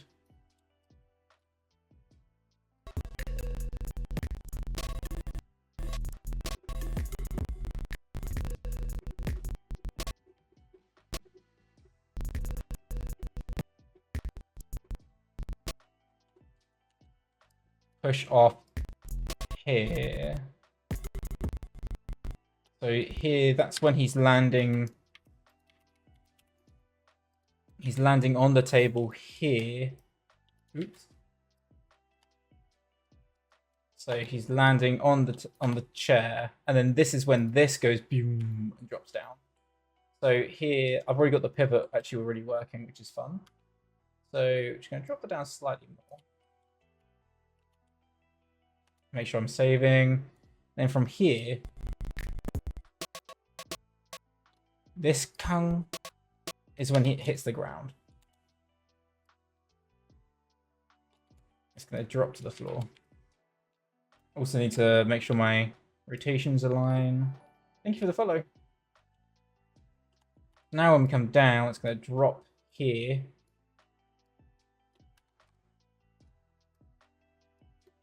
Let's just pose that a little cleaner. Again, it's not going to be perfect for now, but we'll clean up as we go. So in here, this is going to begin to ease out, continue to ease out, continue to ease out.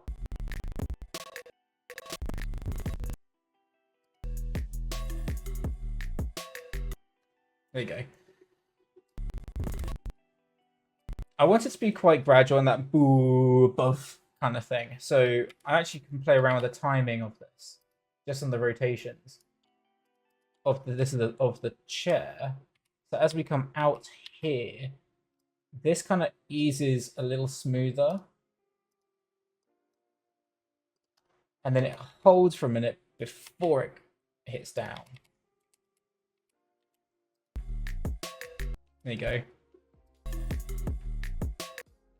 Ooh, gosh.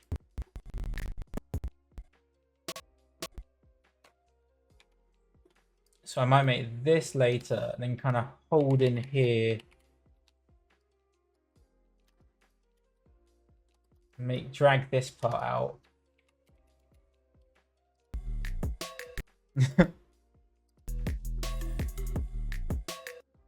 There you go. I've exaggerated it a little too much there.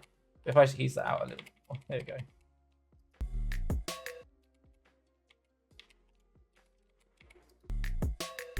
That feels better. Roughly what I was looking for.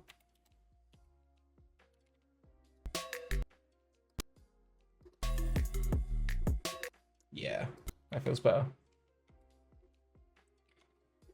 So we can delete that. delete that. Just keeping it clean. My keys, because they're all messy at the moment. There we go. Save that. So now I've got that template for the timing of as he lands on the chair and then comes down and hits.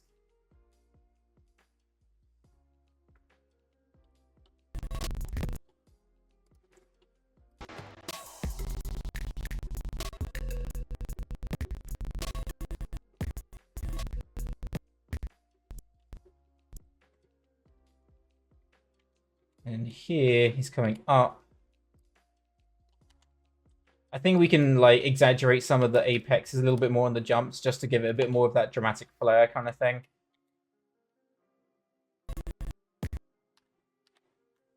So now this is where we're starting to land on the chair.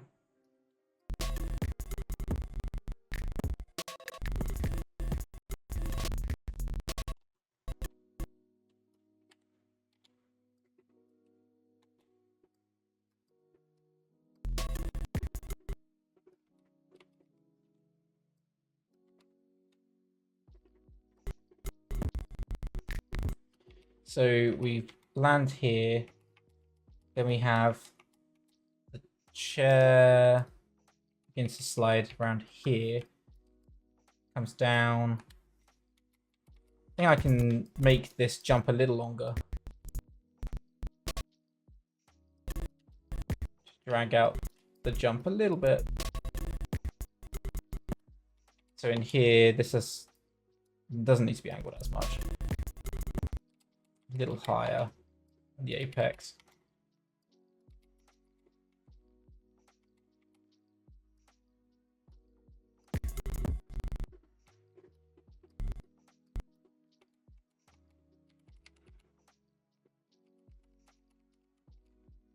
Around here.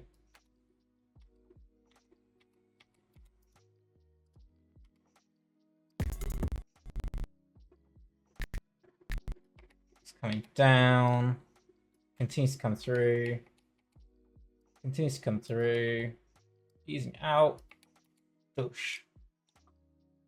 And then we're starting to ease in with the head. We come through, and then jumped away again. Let's save this. Let's see how this feels. Again, we can just look at perspective for a lot of this. So if I just go in here, we don't even need to look at camera. Let's just see how this is looking. Should be interesting.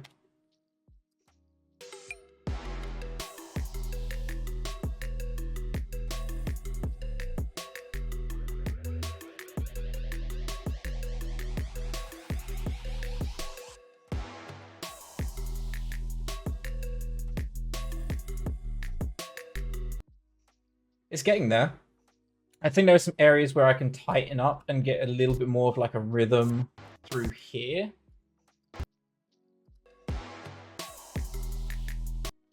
I want to hit this a little harder and hold in this area. I want to hold this for a little longer.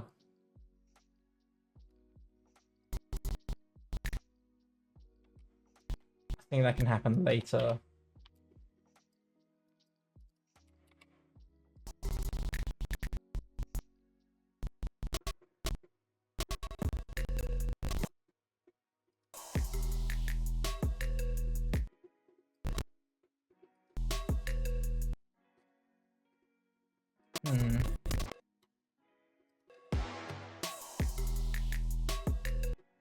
This still needs to land long later. This frame here. So this needs to happen later.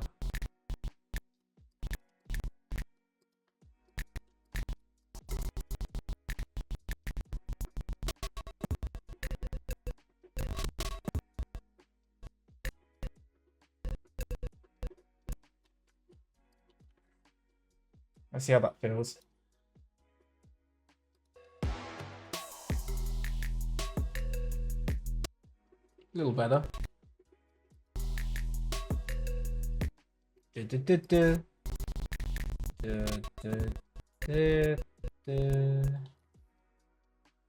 I want to kind of hold in this area for longer.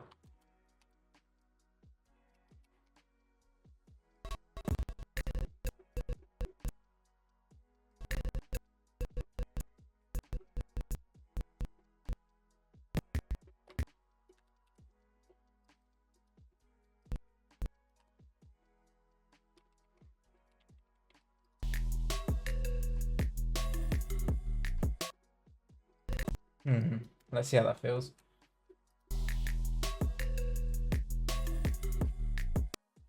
This feels too fast here. There to here.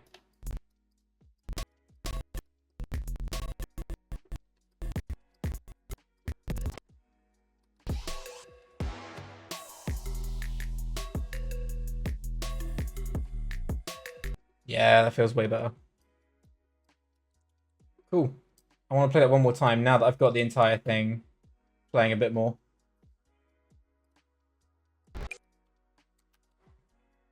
Curious to hear your guys' thoughts as well. If there's anything that you think it could be potentially better, if there's something that you don't like the rhythm of or something. I know it's hard to visualize at this stage, but you know, I think as a general note, if you have any thoughts that you think could be interesting or cool, then I'll definitely take it on board. And if I think it'll work for the shot, then I'll definitely implement it. And I may even like give special thanks in the credits at the end when it's finally finished for anyone who's helped contribute.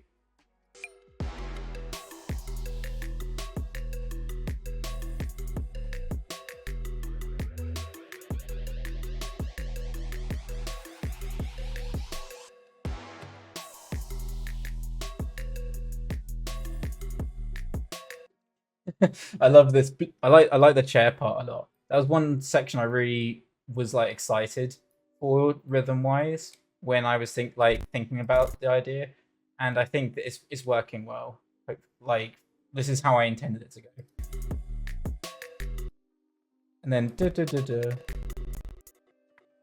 then here we want to hang over the ledge. So he's coming over, and we're just hanging in here.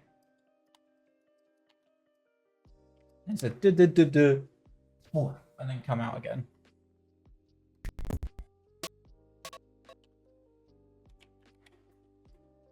So as we're coming through here, comes through.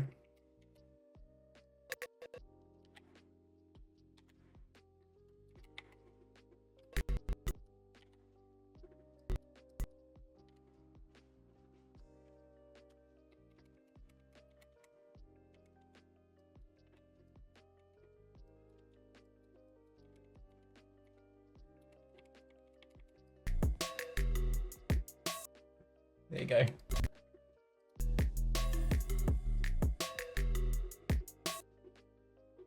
And then we have that cut, and on that cut there, then it's going to dive through. So this part here, we want to ease out. This continues to ease out here. Come round. Thank you. So as we come through here, I want the leg to kind of like instigate and swing and give us some momentum. It kind of like kicks around here.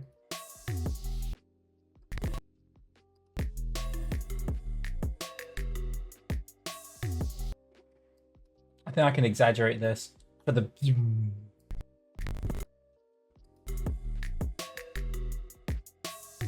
Yeah, this part definitely needs to be faster. I'm just going to take some of these keys. Let's tighten in on this area because this is going to take a little bit of rework. Save this.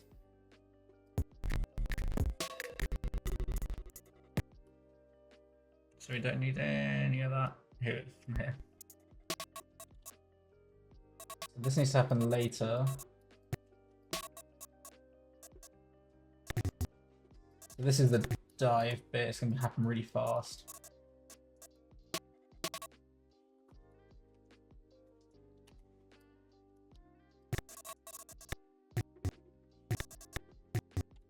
And here comes around here. We're going to tuck in.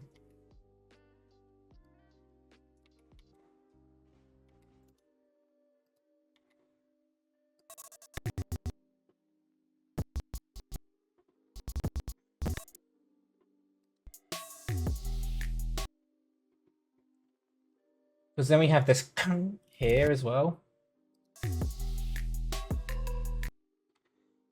So I want to make sure I have that. This pose here I want to resolve so that we kind of hit on this swing. Where we kind of like, imagine, trying to think of a good example of this.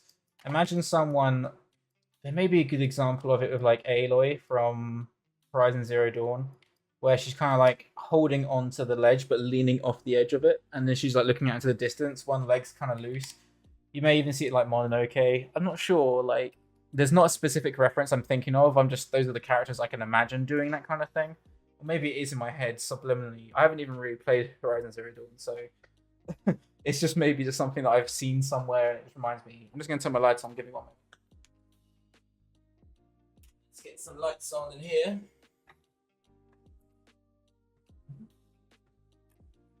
You see what I'm doing about streaming my eyes?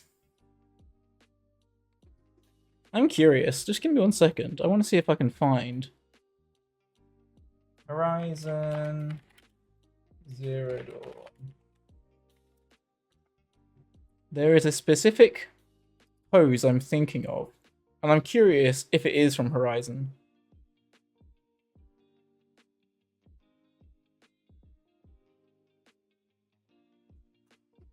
Poster.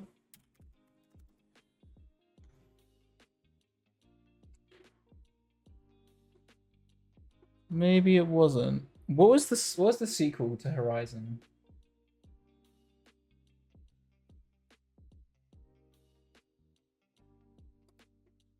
I just got a question here. When he does the gymnastics swing at the beginning, does the music speed up? I don't think so. Let's have a look.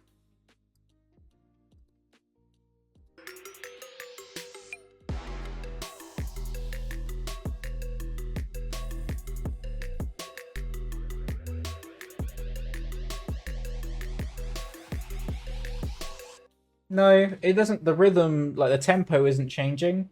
It's just it adds an extra layer. It kind of has this like whoop whoop whoop whoop whoop whoop whoop whoop kind of sound, like layered over the top. But the tempo doesn't change. Like the underlying tempo remains the same. They're just layering on more synths over the top of it.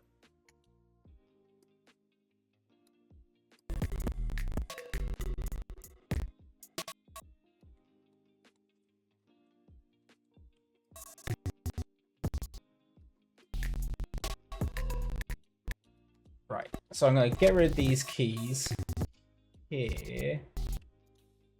Because when it says, when you hear this little hang, dun,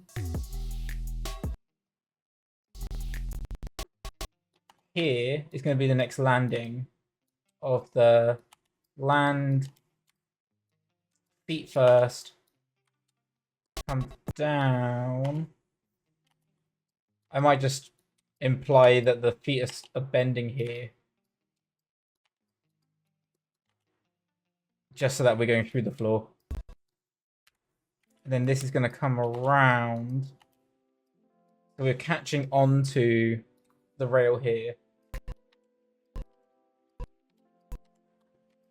and we're just going to ease in to this pose.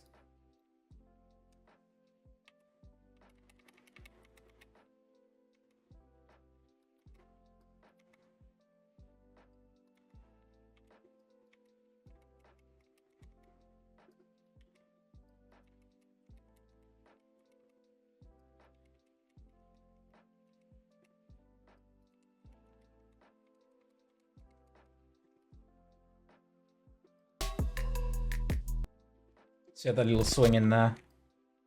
And then in here, this is going to be where we dive, catch, in here. So the head, this breakdown is going to be interesting. I don't think we'll probably feel it more than we'll see it. But in here, as we dive through, I need to get an angle where the head will be able to come around and catch. Well, like at the moment the legs are leading, but then the head's going to come through, catch onto this swing.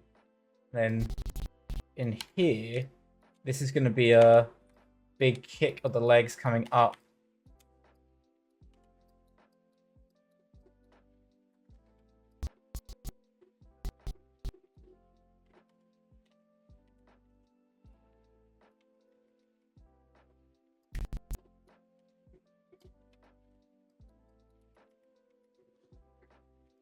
Here we go. So let's see how that feels.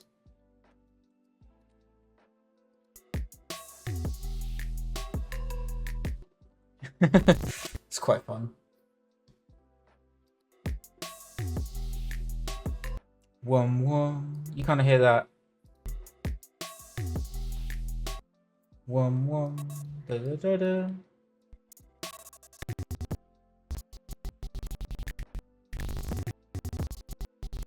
I might make this slightly faster.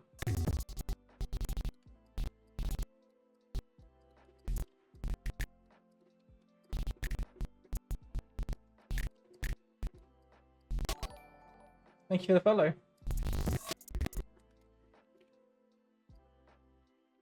I know there's a lot of different things that we're kind of like interacting with, and there's a lot of geometry. It's kind of like also in the way, but if I play this, you might get a feel for it now. So let's just see the section that we just reworked recently.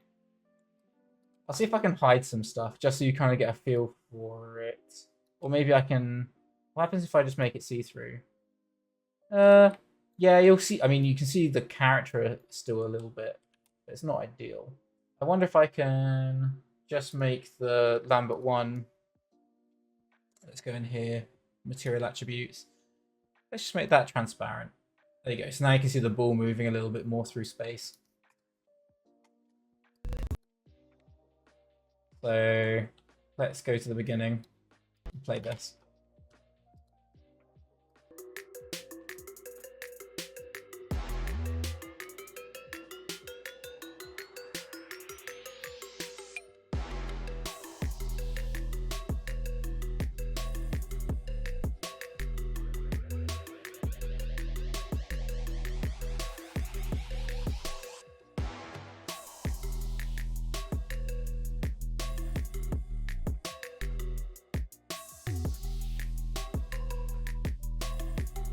There you go.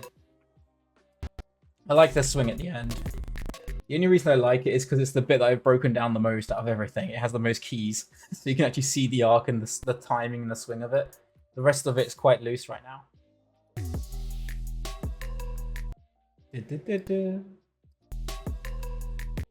Yeah, I quite like that part.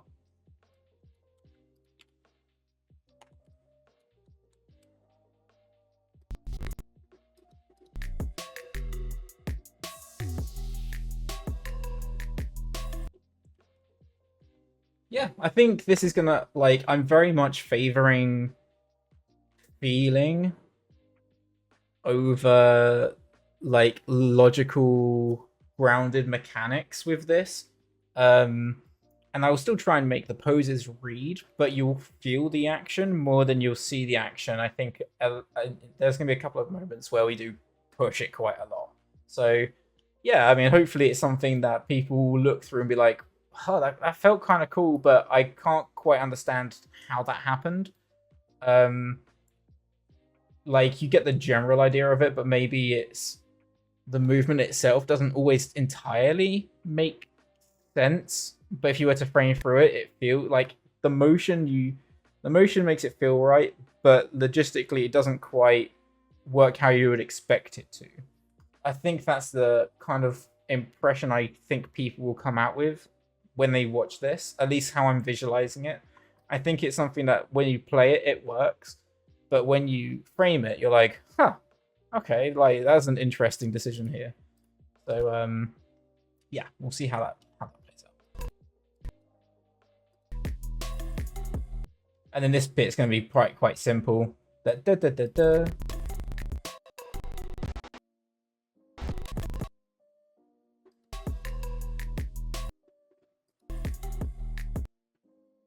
In here, I'm deliberately holding this area. I want it to like when at this moment we're not going to be looking at the character as much. So in here we may have a slight ease out. This is where it gets a little bit more grounded. So as we're coming through here, I'm just going to have the character kind of taking a little step forward, and then it will do a little rhythm after. But all of this section, I'm actually going to have just it easing out.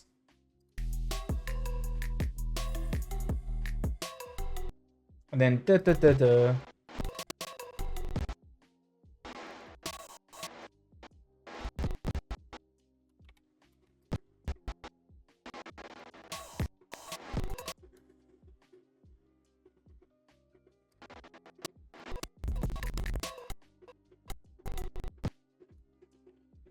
So around here, I need the character to be on around here. And it's just going to be standing here.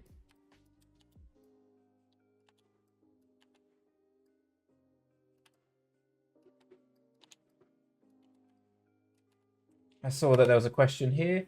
I've been doing some anime-esque feeling stuff a lot lately, and I've been learning how some of the cool motion that doesn't totally function on mechanics. So it's just like shapes, and if the shapes on the screen make sense, a lot of people will buy it a lot. Yeah, absolutely. Yeah, literally like a similar thing to what I was just describing, and I completely agree with you. Like, there's so much anime, especially where they just exaggerate crazy things and they have very broad shapes, and they don't always quite make sense when you frame through them. You're like, whoa, what the heck is this? But then when you actually play it, you're like, yeah, no, that feels right. So yeah, there's definitely going to be a sensibility of that.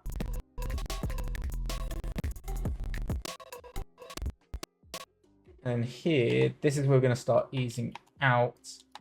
Take those steps. 1, 2, 3, 4.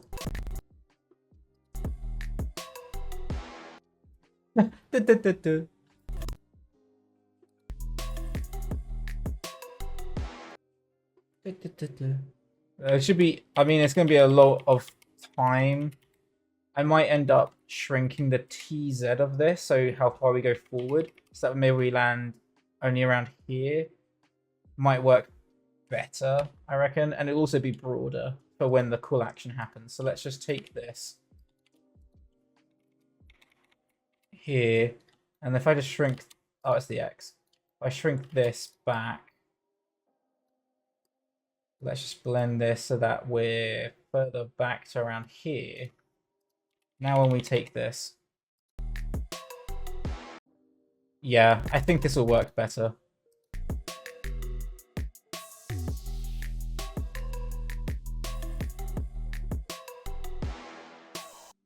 And then we have that dun dun dun.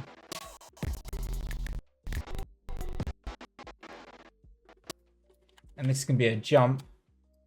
Duh.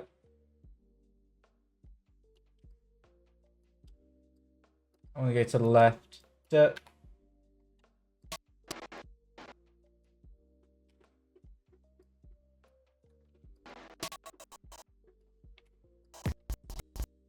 And then this is the landing. Duh. Duh. Swing. We're going to grab onto this rail, swing back.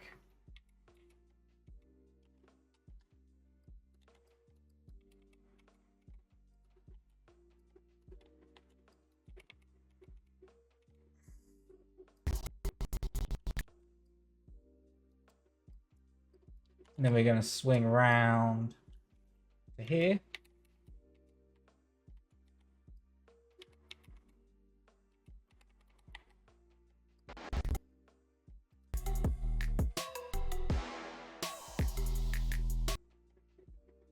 Da, da, da. Then we have da da da da. So now it's da da da da da da da.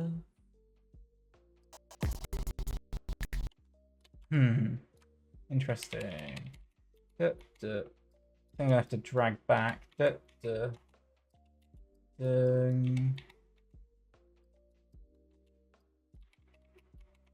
dun.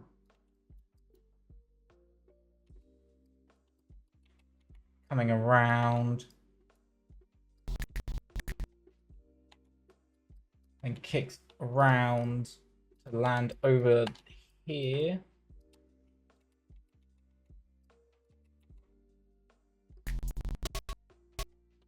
Let's get rid of this key. We want to land here.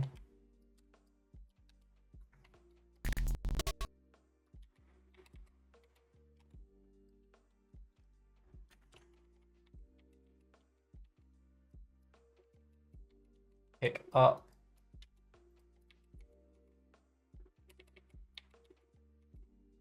Land.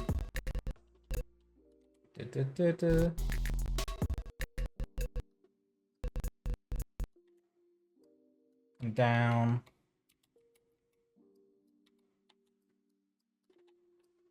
And then the scramble here is the up the shoulders.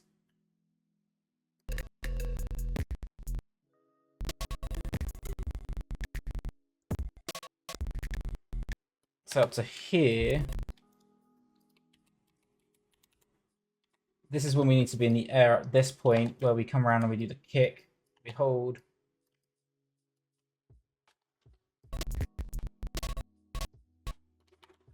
Jump here. I noticed that I end up jumping a lot on the kind of like sound that happens.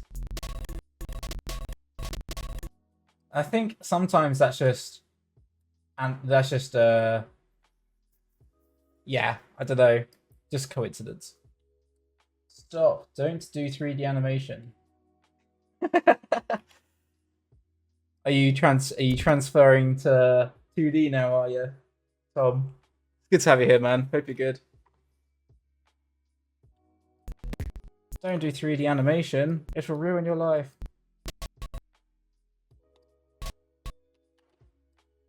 So he's going to climb up.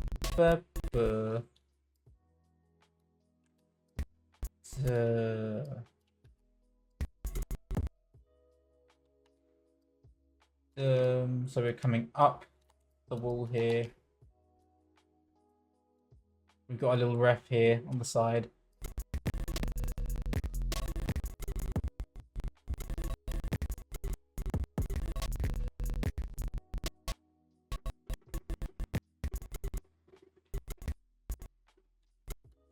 It's going to go straight into this. Hold here for longer. Kick. In here, I'm just going to kick the back around so that we read the kick.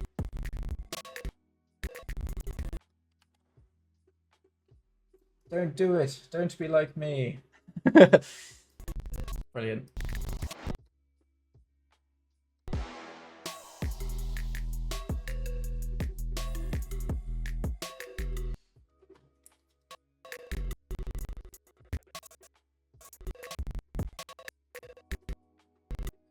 He's going to come around, hang in the air.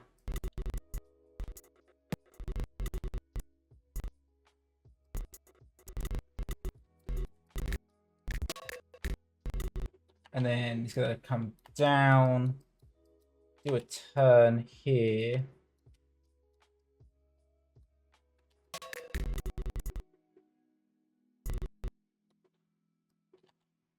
And then we need to land on his feet a little bit straighter.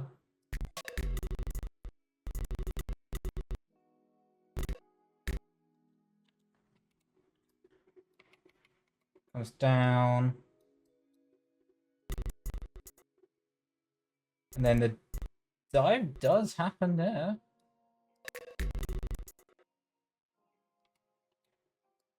Coming over.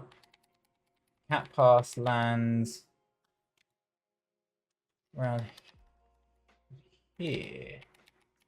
There. So that is where I'm landing. Around there.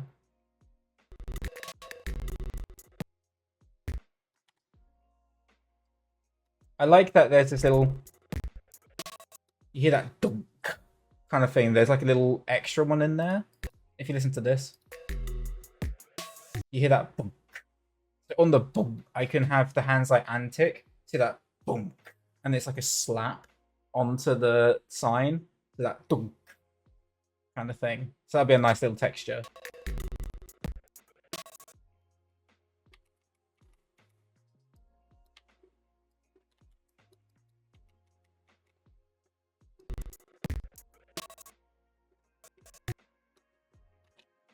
And then here,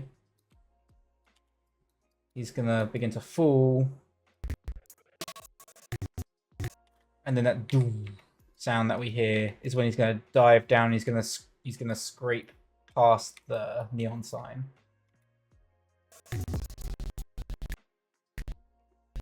Around to here.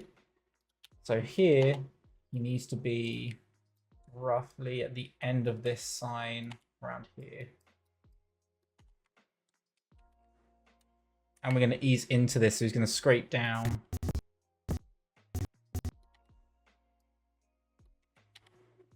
Oops. Around here.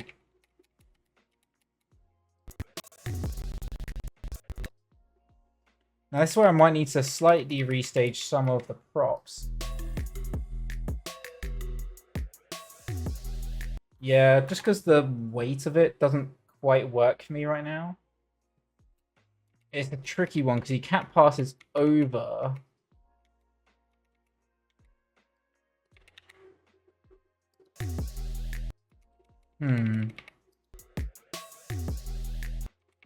I don't feel like the weight comes down out of nowhere, and I feel like that might be a little bit of a weird one. Unless I just do it with the...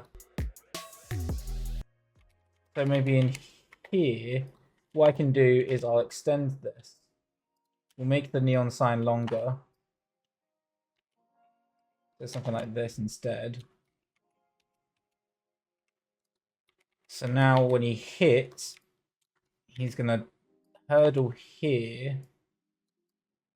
He's going to grab with his arm. Then he's going to slide straight down.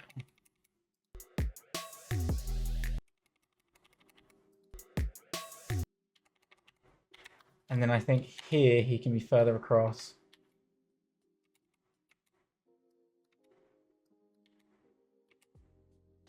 And then we can blend this slightly more into this one.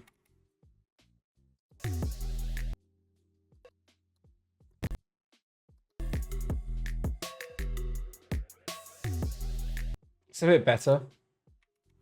I think this needs to be tighter. The spacing here, we really feel that the grind come down.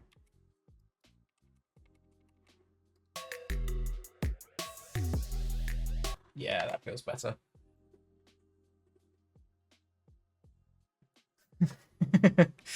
Brilliant. Just reading the chat. Is anyone else working at the moment, or are they just listening to me ramble and figure this stuff out? I kind of use, I don't know, I use these types of streams more as just like a workspace if anyone's, yeah, if anyone's working on the side kind of thing. I'm about to start working. Nice. Is that on like personal stuff or like work?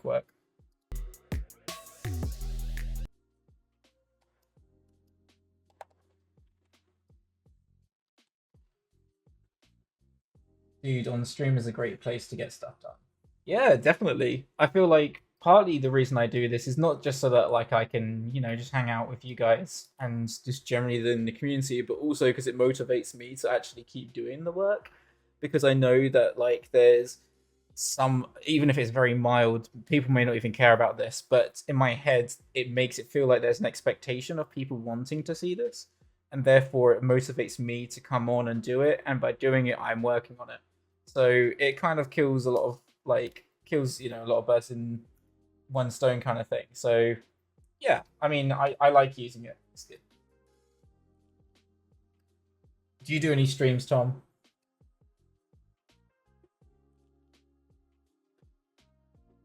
2D effect drawovers on a shot I'm working on. Ooh, interesting.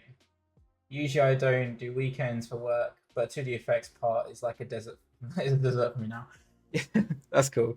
Nah, that's awesome. I'm excited to see your 2D stuff. Like I love doing that stuff, especially effects. I find it really rewarding, and it's almost like quite. It's complicated, but also quite therapeutic at the same time when you do 2D effects because it kind of, I don't know, I feel like you can do that stuff a little bit more straight ahead and you just see it kind of like evolving as you're working on it. Like it has a very like natural progression to it, which I think is really fun.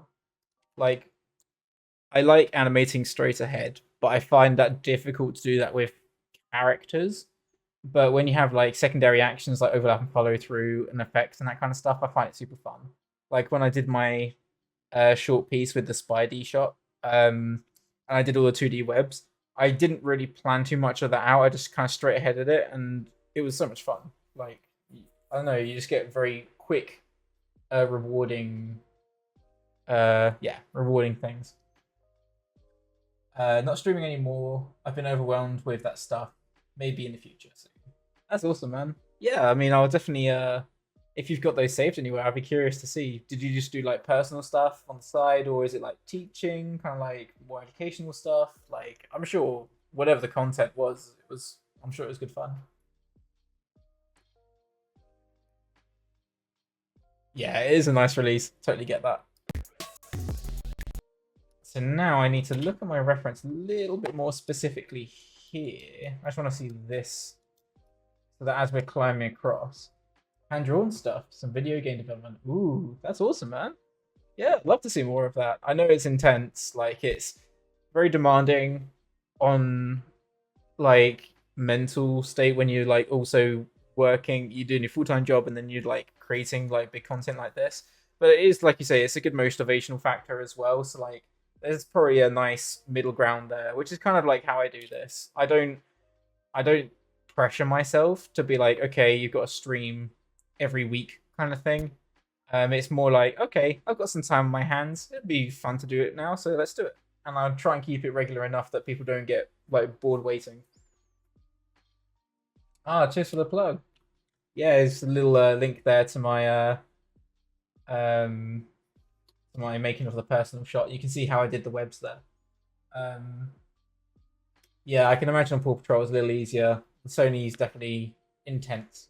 Um, yeah, yeah. I'm sure now that you're yeah, I guess you still got like, but you still got loads of responsibilities of where you are now, which is huge. So yeah, I mean, the fact that you even get any time to do that stuff is, yeah, it's great, man. Like, very admirable. My Photoshop timeline looks like a war crime right now. Oh man, you're doing it in Photoshop too. I feel that. I also did my webs in Photoshop, and yeah, it's the layers. It's the layers part of it for me that's just like so overwhelming in like trying to manage your interface. Um, I definitely want to invest in TV Paint at some point. That's like my 2D. I did a lot of because I wanted to do my like a little short film at some point, and I was talking to a lot of 2D animators who I'm inspired by, who I really admire, and like they said, like Two Moon Harmony is also equally as good for different reasons, and it depends on what you're looking for. But if you're looking for a more like handcrafted look, something that has a little bit more of a what's the word? Like a more raw touch, I guess. That it feels like it's done like by a pencil or like something like that. Then TV Paint's usually the way to go. Um, I think like for instance, a good example of that would be um what's it called? The Boy, the Mole, the Fox and the Horse that came out last year um for Christmas. Like that was amazing. And yeah, like that one was all done with TV Paint, I believe. I was talking to some of the animators that worked on that.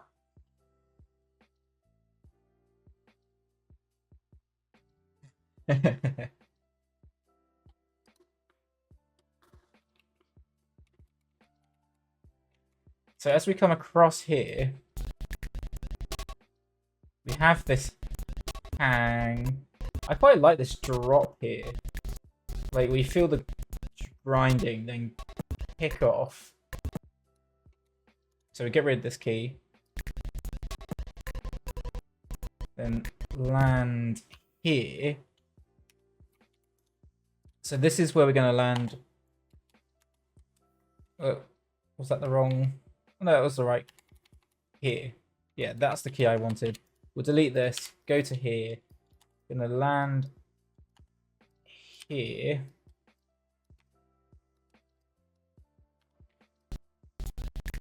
And I want to keep him sliding down. So where we have a fast, initially, he starts off maybe a little higher, comes down. Thank you for the follow. Comes down pretty fast, but then here gets really gradual. We really drag this out so that he keeps coming to a slow progressively here to this point. And we can go in the timeline, in the graph editor, and we can drag this out.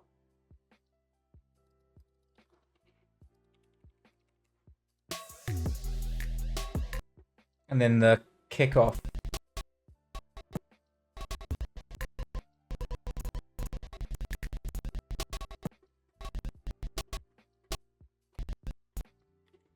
And then kick here, kick. And then around here is the apex.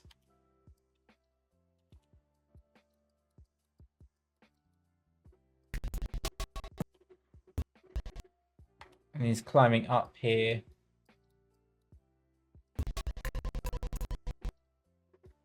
Hangs into here. I just realized I've accidentally flipped the character. Oh, that's weird. What's happened there?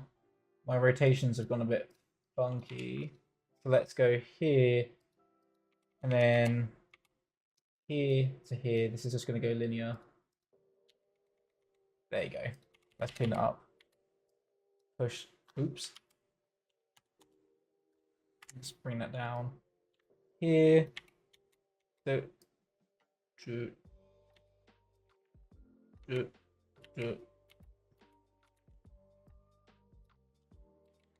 Then come down.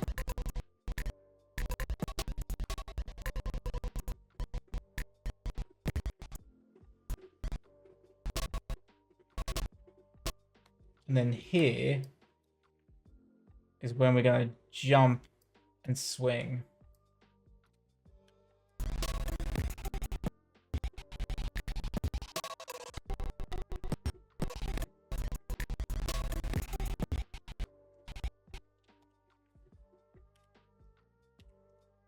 Delete that. And we have here, this is where we're at the extreme with the swing. And then this is where we're going to be at the apex as we come around.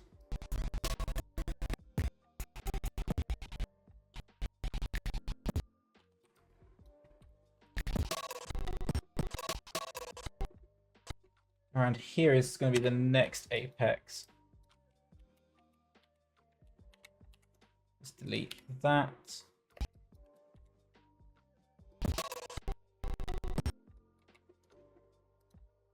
And then that's where we're landing on the car. Ding.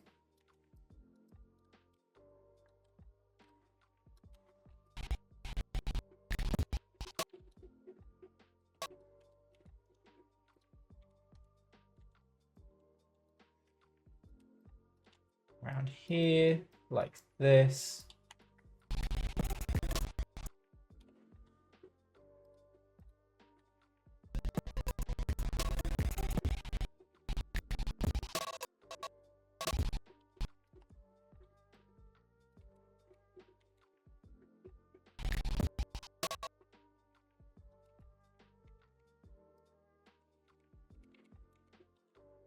Kick the leg out. And then we're going to hang in the air.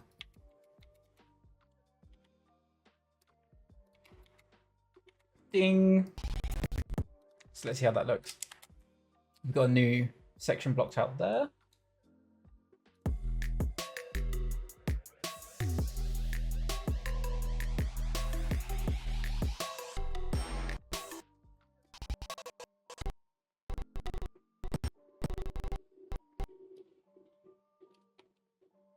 let's spline that for a second. Grab that key. Bring this, start to have this come down a little bit more. Ding.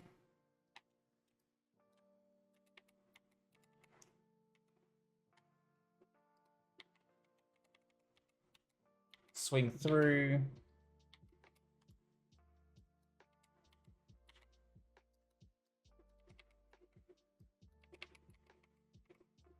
Ding.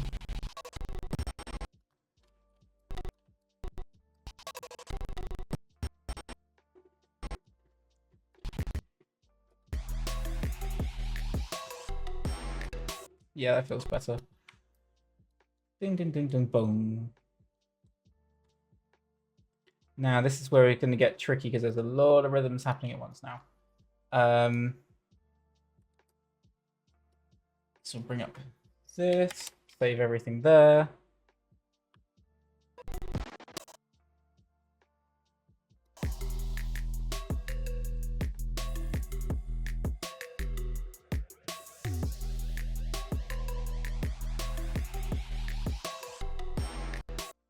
Nice.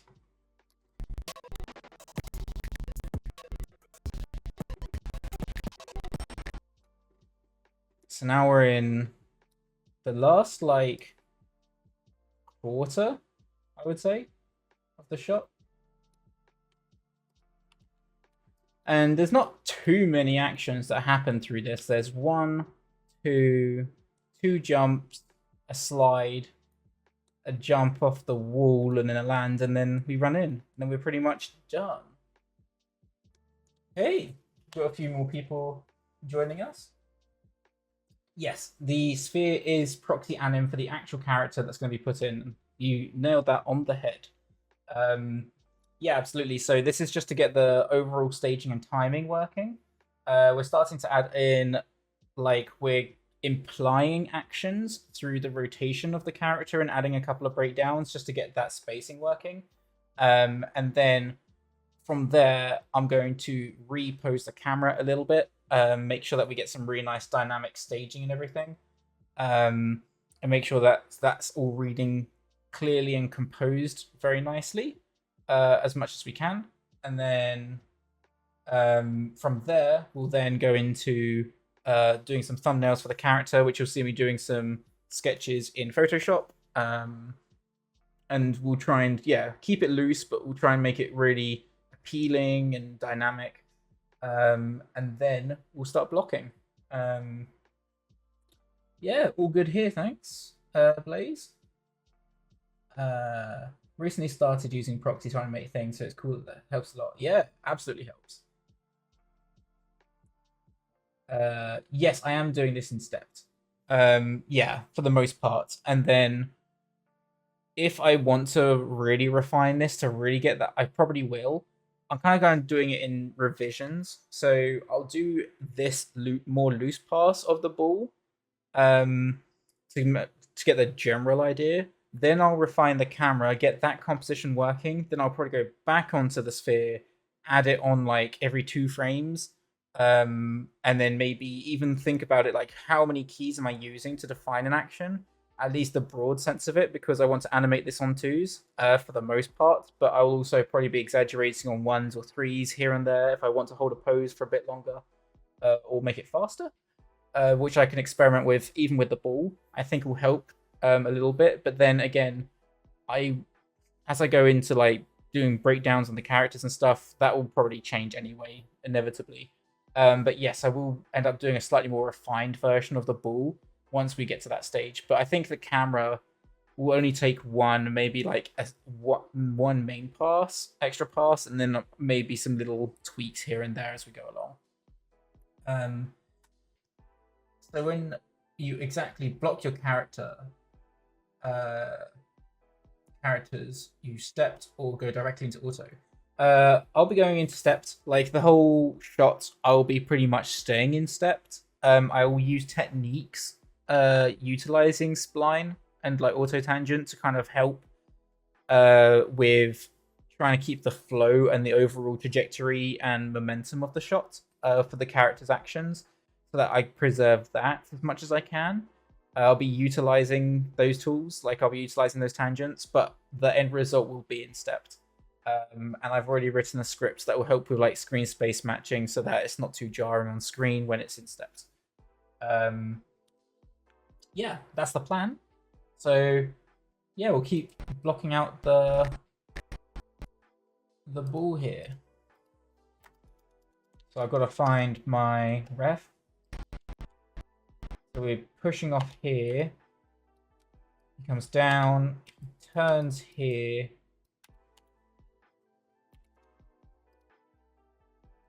So he lands. I think at this point I do want him and the car to come down at the same time. Ding.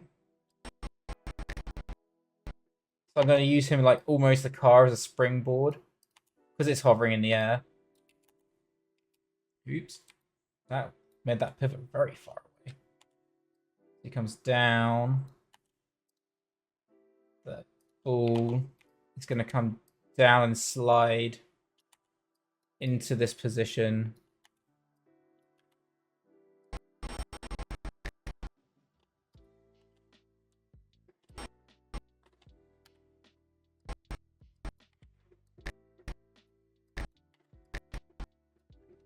So in here,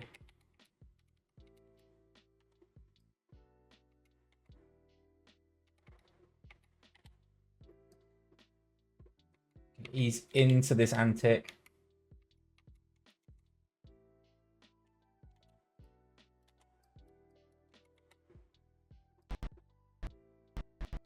And that's the push off into the air, which is around here.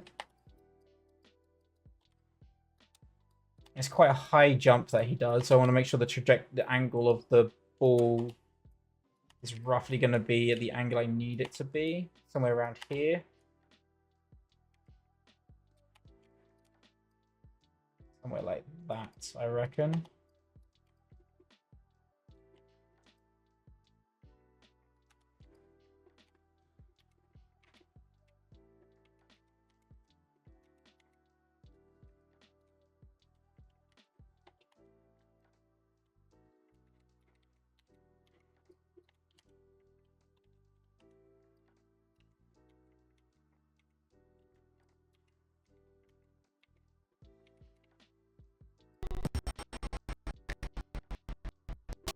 Jump.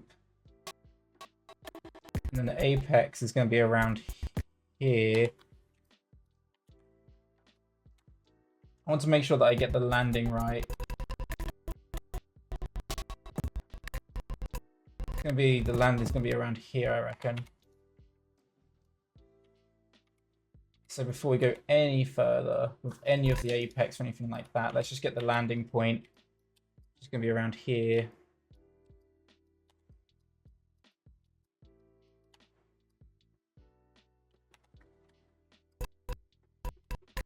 Apex is around here, so it's quite early.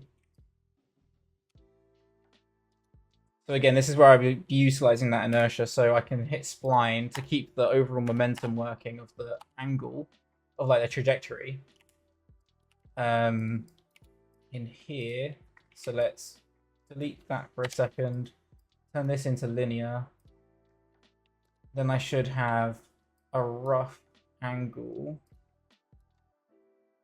The TZ, make sure that that's easing in, that's pushing out, same on the X, just so I have a rough position that I would like, somewhere like this.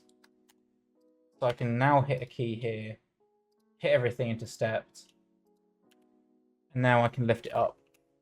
So now as we push off,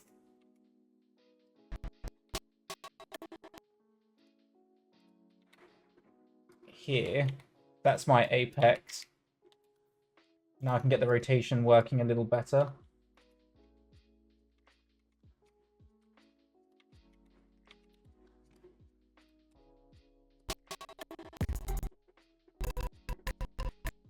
And then as we're coming down here, we're now easing in, coming around. I want him to begin to grab onto this ledge here so that he's supporting his weight to slow him down a little as he comes through.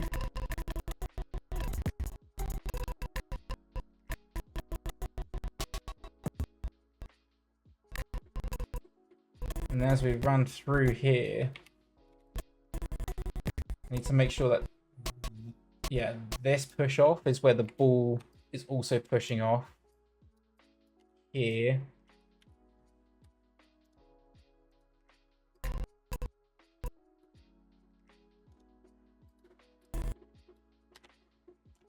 Now I want him to swing around and come under, and he can go all the way to the right of frame, so we really utilize that space. And then he comes back round again.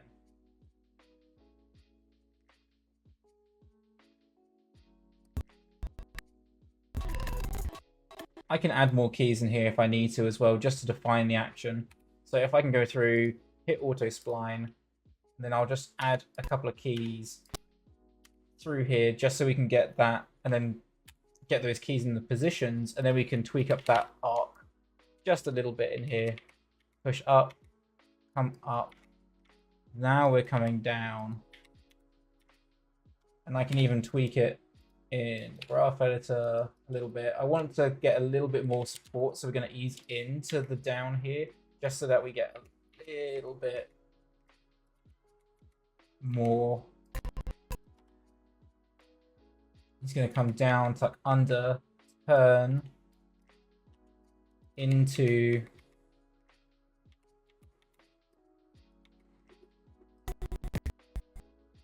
here. I'm going to have a little hop.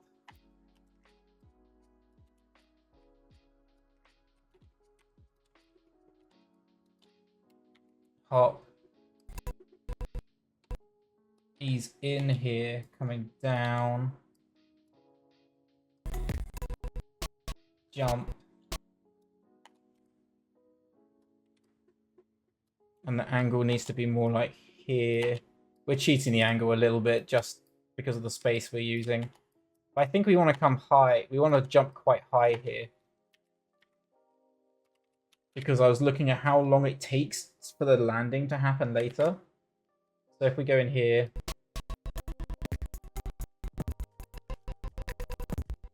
Around here is where we're landing.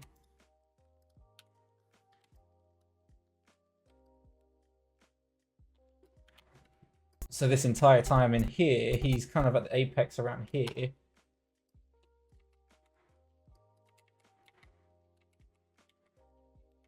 Jump.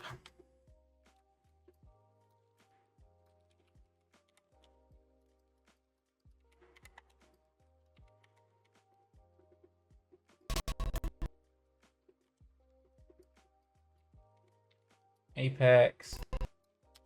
Coming over. Land. Tuck and roll. And then push off is here.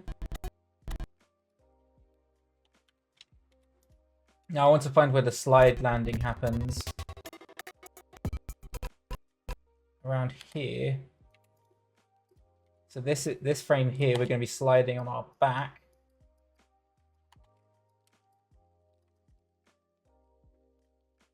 Aha, interesting. I'm going to have to cheat a little bit of this further out anyway.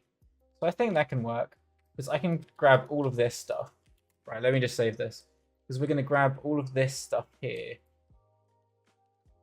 Let's see if I can angle that. Right. I'm going to grab all of this. Not that stuff. So yeah, all of that. All the fencing. Oops. That looks roughly about right. All of this stuff here. And I want to bring it further outward.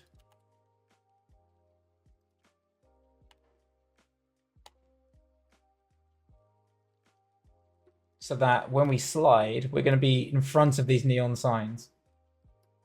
So I can bring this around here. Then this pole, we can just extend that a little bit. I can probably duplicate this just a little bit here, just so we have an extra pole there. Maybe split a difference so we have a little bit of gap in here for him to slide through. So now this is where he's sliding through here.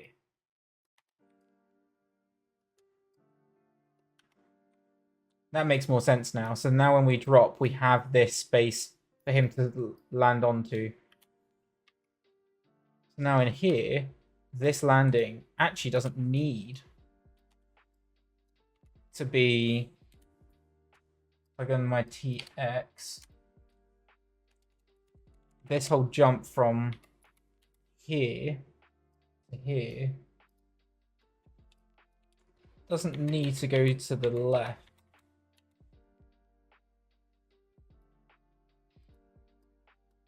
All of this. There we go. So now as we come through, when we land, we're now in that straight line. Come down. We're going to roll. So we're just going to put him on his side here as he comes through.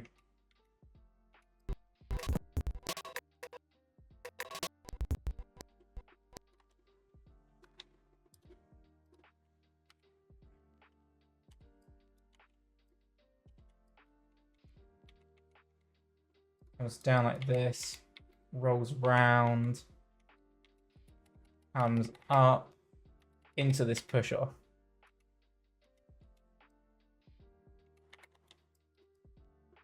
And he stays quite low to the ground as he does this push because he's going to jump and hurdle forward.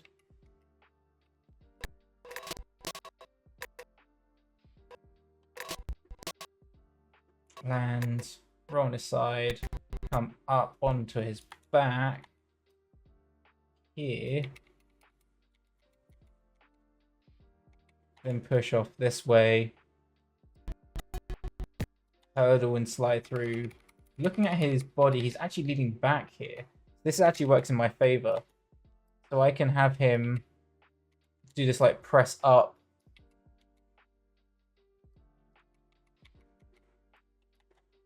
like this, but keep his body back so that when he lands into the slide here, he's already landing to the ground.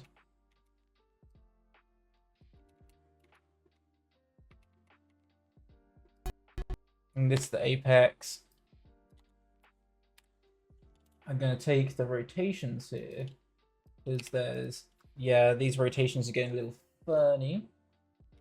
So from here onwards, we don't need to knock these as far back in rotation, nor these.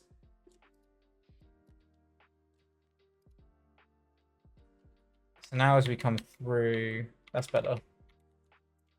We push up.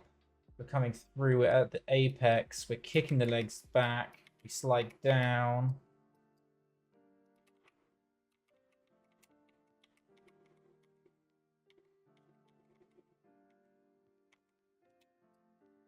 And then we're sliding through here.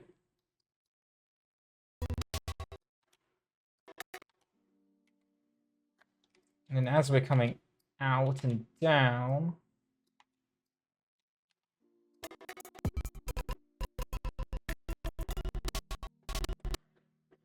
so here is where we're going to have to push off. So we're down here, there's this neon sign. We're aiming out and we're going to push outward this way. Directly vertical. I want to do this really big lunge forward. So from here, we're going to like get him into an angle where he's beginning to fall. Oof. And then he kicks outward. Oof. He's going to do this little compression and kick out.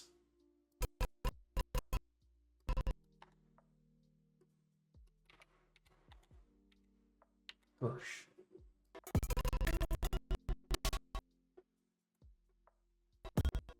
And then we have our ref here of him climbing along the wall. This is like around the mid section of the wall here. So he's roughly going to be around here as he's climbing across. And then he pushes away here and lands around this frame.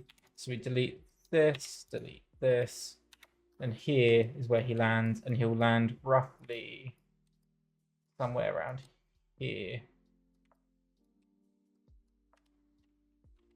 So now if we do this push off, we can just ease into this.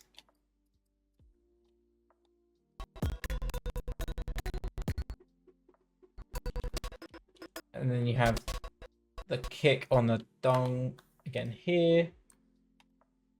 And that's where we're kicking off the wall.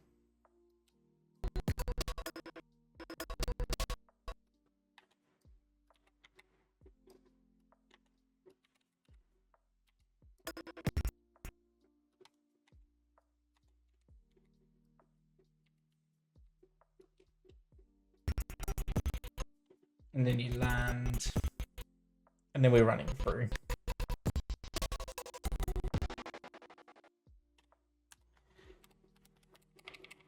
So we have to land there. We get rid of these keys.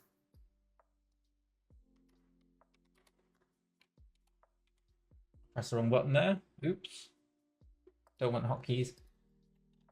Just going to make sure that we're landing on frame 1420. Oops. Wrong button. There we go. Delete that key. Save this. Then as we're running through,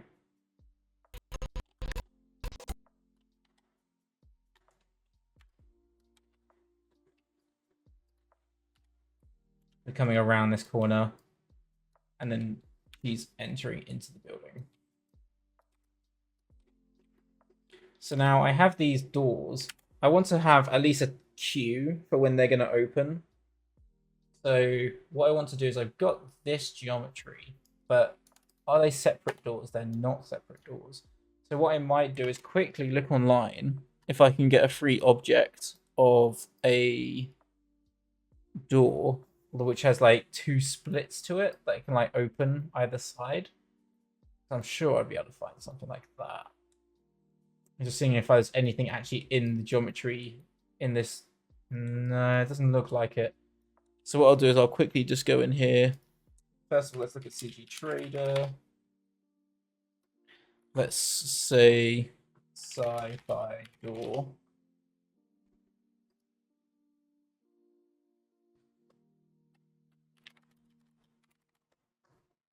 See what we get. There's lots of sci-fi doors, which is good. Are there any free ones? I did pay for the geometry that we're seeing here. But if I can get it for free, I'm not going to say no. Lowest price. See what we can find. I swore they had a thing where you could tick it to be free. I've got it here. Free. Here we are. See if anything pops up. Well, there we go. That's already pretty close to what I'd like. We've got these 3D panels. They're like Star Wars panels. This one looks good. Kind of like dystopian. Does it split though? Doesn't look like it will. I don't know. I was wondering if he had like a topology. I'll download it. Let's see if it splits. Where do you get these models from? I wanted one too. So the model that I'm working with, the environment, is also from CG Trader, I believe. I'll double check that. It's called. Give me one moment. I should find it for you. It's called Cyberpunk City. Let's have a look. If I type that in here. don't know if I got it from CG Trader or a different one. Mhm.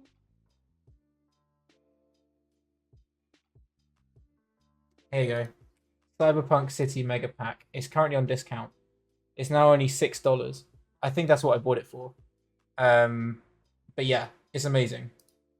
It's actually much larger. You can see here, it's much larger than we're currently working with in the scene. I have, because it's such a dense environment. It literally looks like something out of Doom, the film, where it's like in this big like sci-fi derelict building. Um, and because it's so dense, I didn't want to be working with such a heavy scene, so I've actually split up the environment into three different sections, being background, midground, foreground. So the foreground is what we're currently loaded in, which is probably the most dense of the environments because there's a lot to work with. But the further it goes out, there is still a vast amount of like these similar buildings. They're just not as high poly. They kind of they get less dense the further it goes out. Let me just see if we can download this.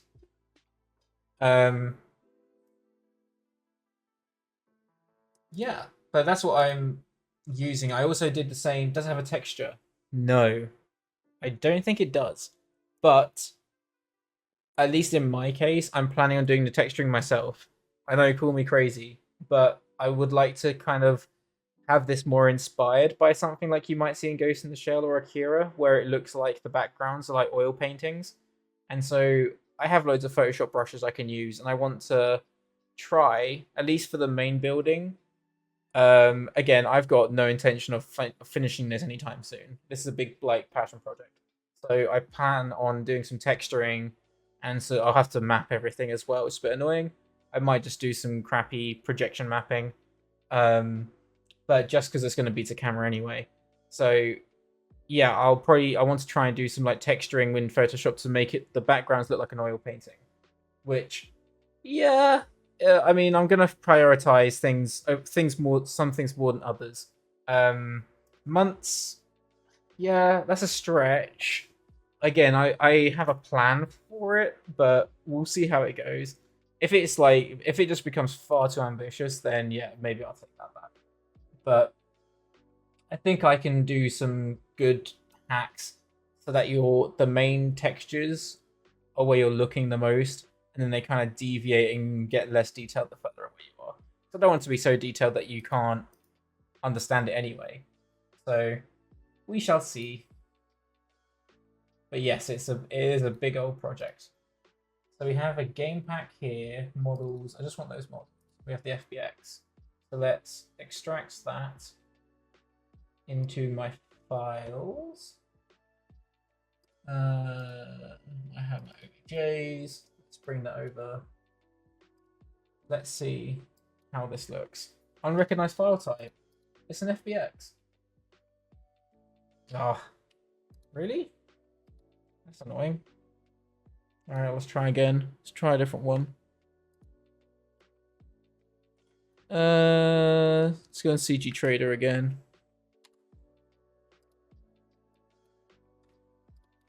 Let's try again. Sci-fi door. That's annoying. I literally have the object file here, so I don't know why it's not importing FBX. Make sure see if we can get it for free.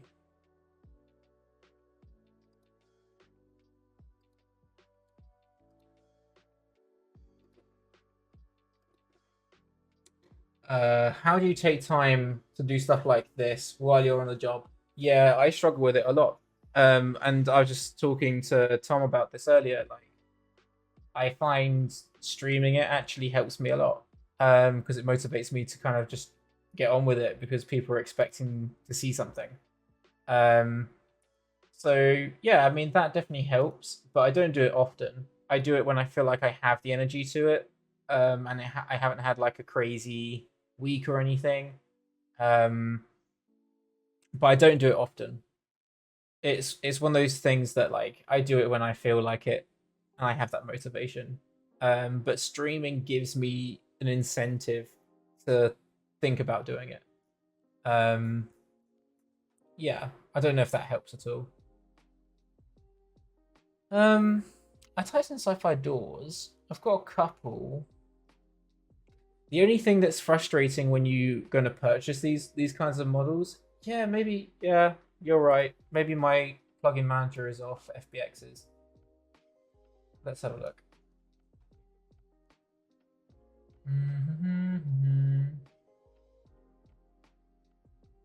Where would you be?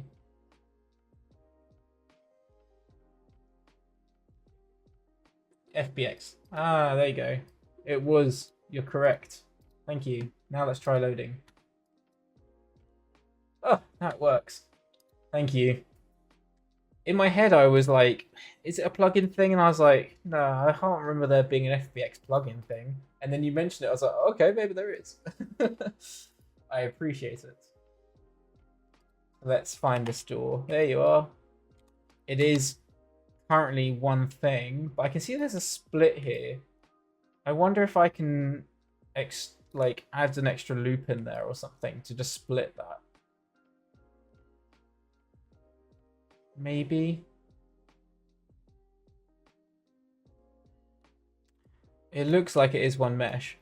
I'm gonna try separating it. I'm just gonna do it the hackiest ways. Any modelers or people who model here often probably gonna hate the way I'm approaching this, but I'm just gonna hack my way through it. So I want to see if I can separate it first.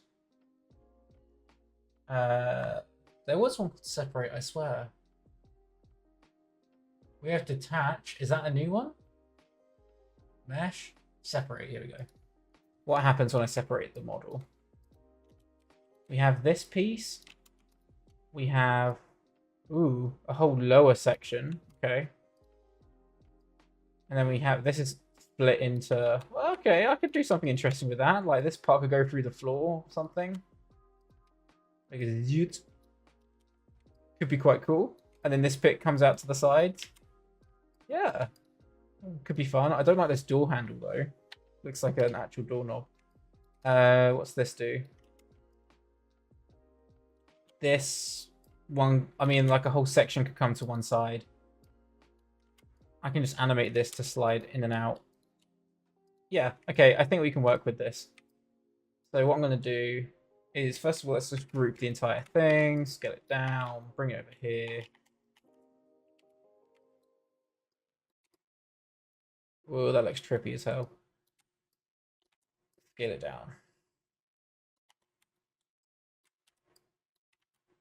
Scale it to size.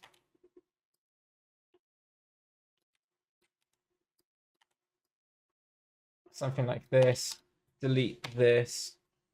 Now we have this door.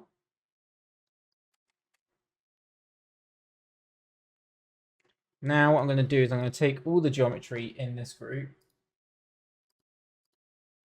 Well, there's quite a lot of pieces. I'm just going to key it.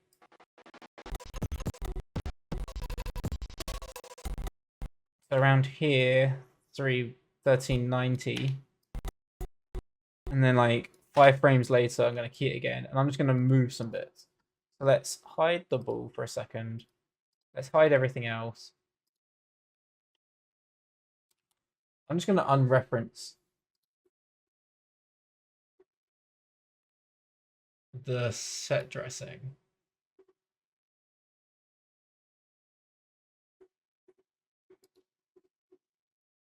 Does that... Oh, never mind. Yeah, okay, this is all the key parts of the scene.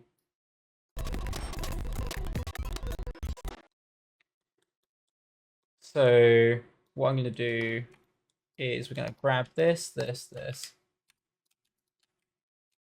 When I move that, that's just this. What about if I move that? Now we've got that. Move this. This is all one piece. So this can move down through the floor.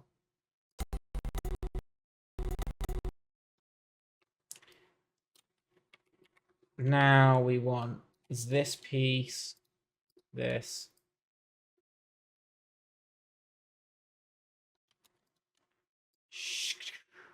This can, I could probably,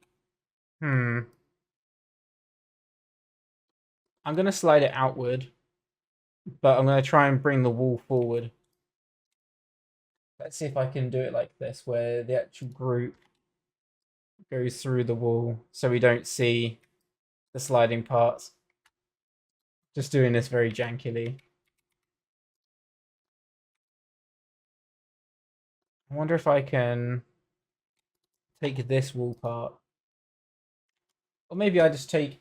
Let's bring the group forward so that we see the pieces at the beginning. And then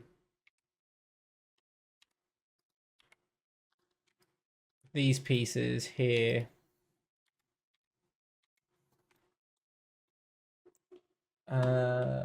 Let's take the group, do that. Like this. Let's grab these. And then let's just slide it through the wall. People are gonna hate how I'm doing this. But it's gonna be quick. So hopefully you don't see it. I could scale it as well, like, but I don't want to scale it through the transition. I don't want to see, especially with textures, you don't want to see it scaling. I'd rather just see it go through the wall if I had to. I'll figure out, like, if I need to refine things later, I will. But for the time being, I can leave as is. So I'm going to isolate all of that again. That part needs to come out further. Then this piece comes out this way.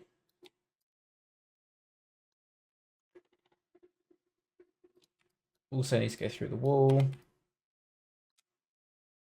These parts, that can slide to one side. Through the wall.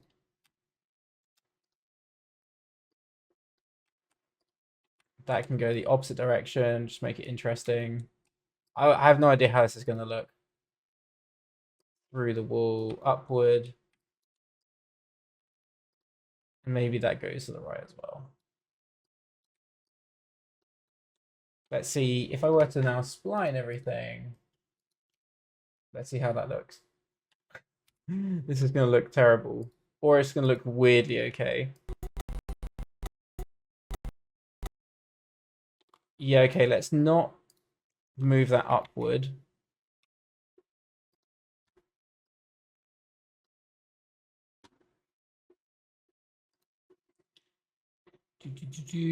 Isolate that, move this so that it lines up with that. Same on that side. Here. That also moves with that.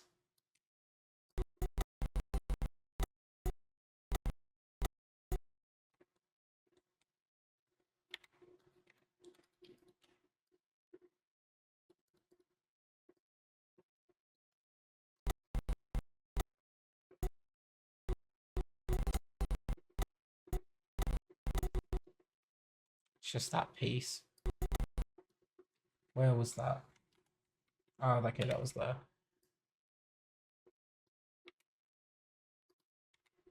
Yeah, I think that'll be okay for now.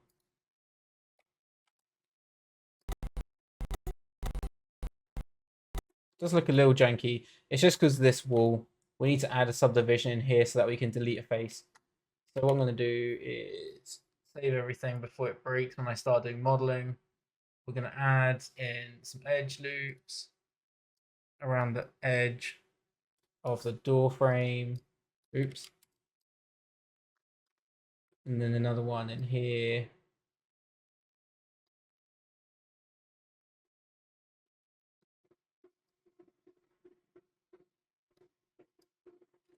Then we're going to move that up. And we're going to delete this face.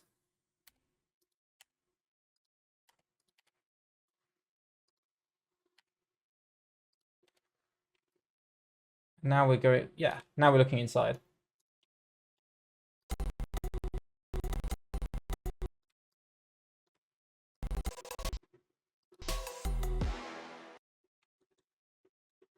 Cool. So now when I turn on the ball, he's coming through.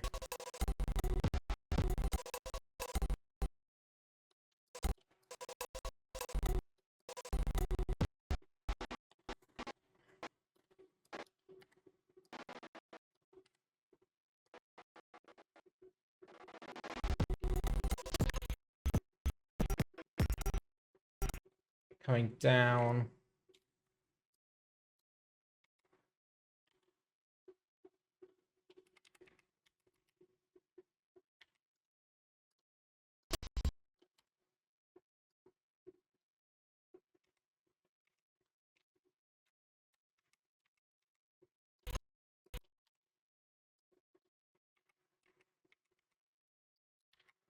Because he's going to come around this corner.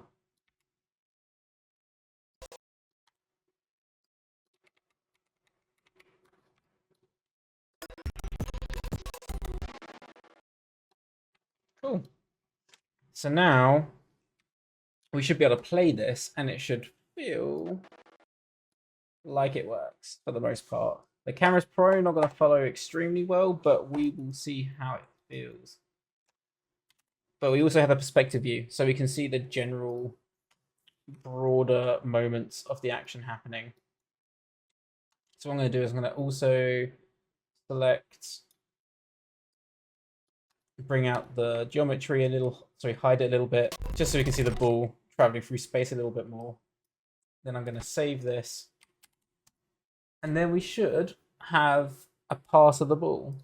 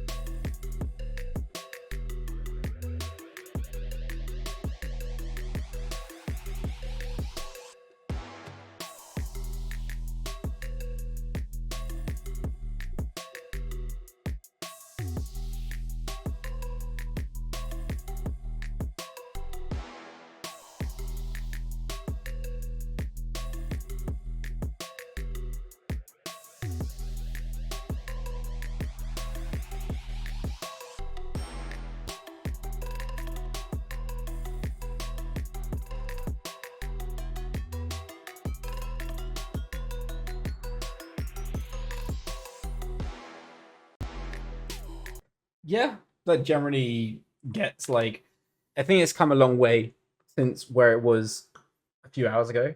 Um, so yeah, I think this is a good pass to start building from. I need to rework some of the camera work, and then I also need to start adding more in betweens and really refining that spacing and momentum of the character, getting those like the broad sense of the timing and spacing working well, not even broad, like over like the more detailed versions of timing and spacing on the ball.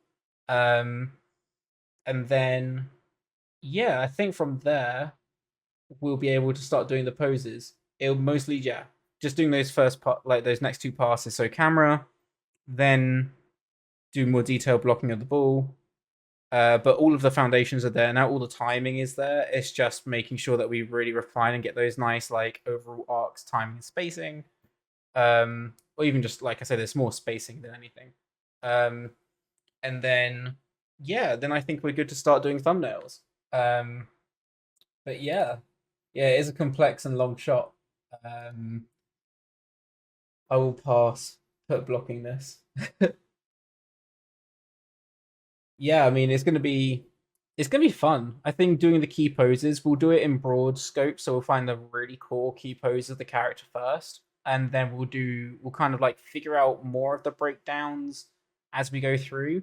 I also want to have a little bit of a callback like to the style of things like Akira, in the way it's animated as well, and Ghost in the Shell. So I will be studying how they move and like how they use frames, how they pose characters, and then I'll take my own creative liberties as well because I want it to feel dynamic. So it'll kind of be a blend between some of those things. Is the intention with the style. Um, but yeah, it'll be fun. It's just going to be a long process. So yeah, I mean, I think this is coming along. I can kind of visualize how this is going to happen now. All the general actions and how it traverses through the scene are established, and the timing is there, and I think the timing will work. So yeah, I think the things that were the most challenging in a broad concept, I think are starting to get a little bit more realized now. And then it's more just focusing on the animation itself once we've got these last two passes done, which will be the exciting part. And then it would just be like the rendering and all that kind of stuff, the extra flares and all the bit that make it fancy, which everyone gets excited about when they see the final thing. Um, but yeah, I'll be trying to put most of my time into the animation. So yeah, that's everything for this stream. Yeah, and then I'll be in touch with extra, like I'll usually post on Twitter when I'll be streaming next, so you can follow me on there if you don't already. I'm sure that's where most of the people have like found out about this stream through that post. So yeah, I'll the next pass we'll do will be revising cameras and making sure we get that staging down, and then yeah, we'll do some blocking pass and then do some fun thumbnails. So yeah, hope I'll see you all there. And cheers for everyone for tuning in. I really appreciate it. It's fun just to chat with you guys and get to see a little bit of behind the scene process. And yeah, I'll eventually compile this all into one more condensed, coherent YouTube video later down the line if I ever finish this. Hopefully, I do. But yeah, in the meantime, I hope everyone has a great rest of their week. Had a good weekend, and yeah, I'll see you guys soon.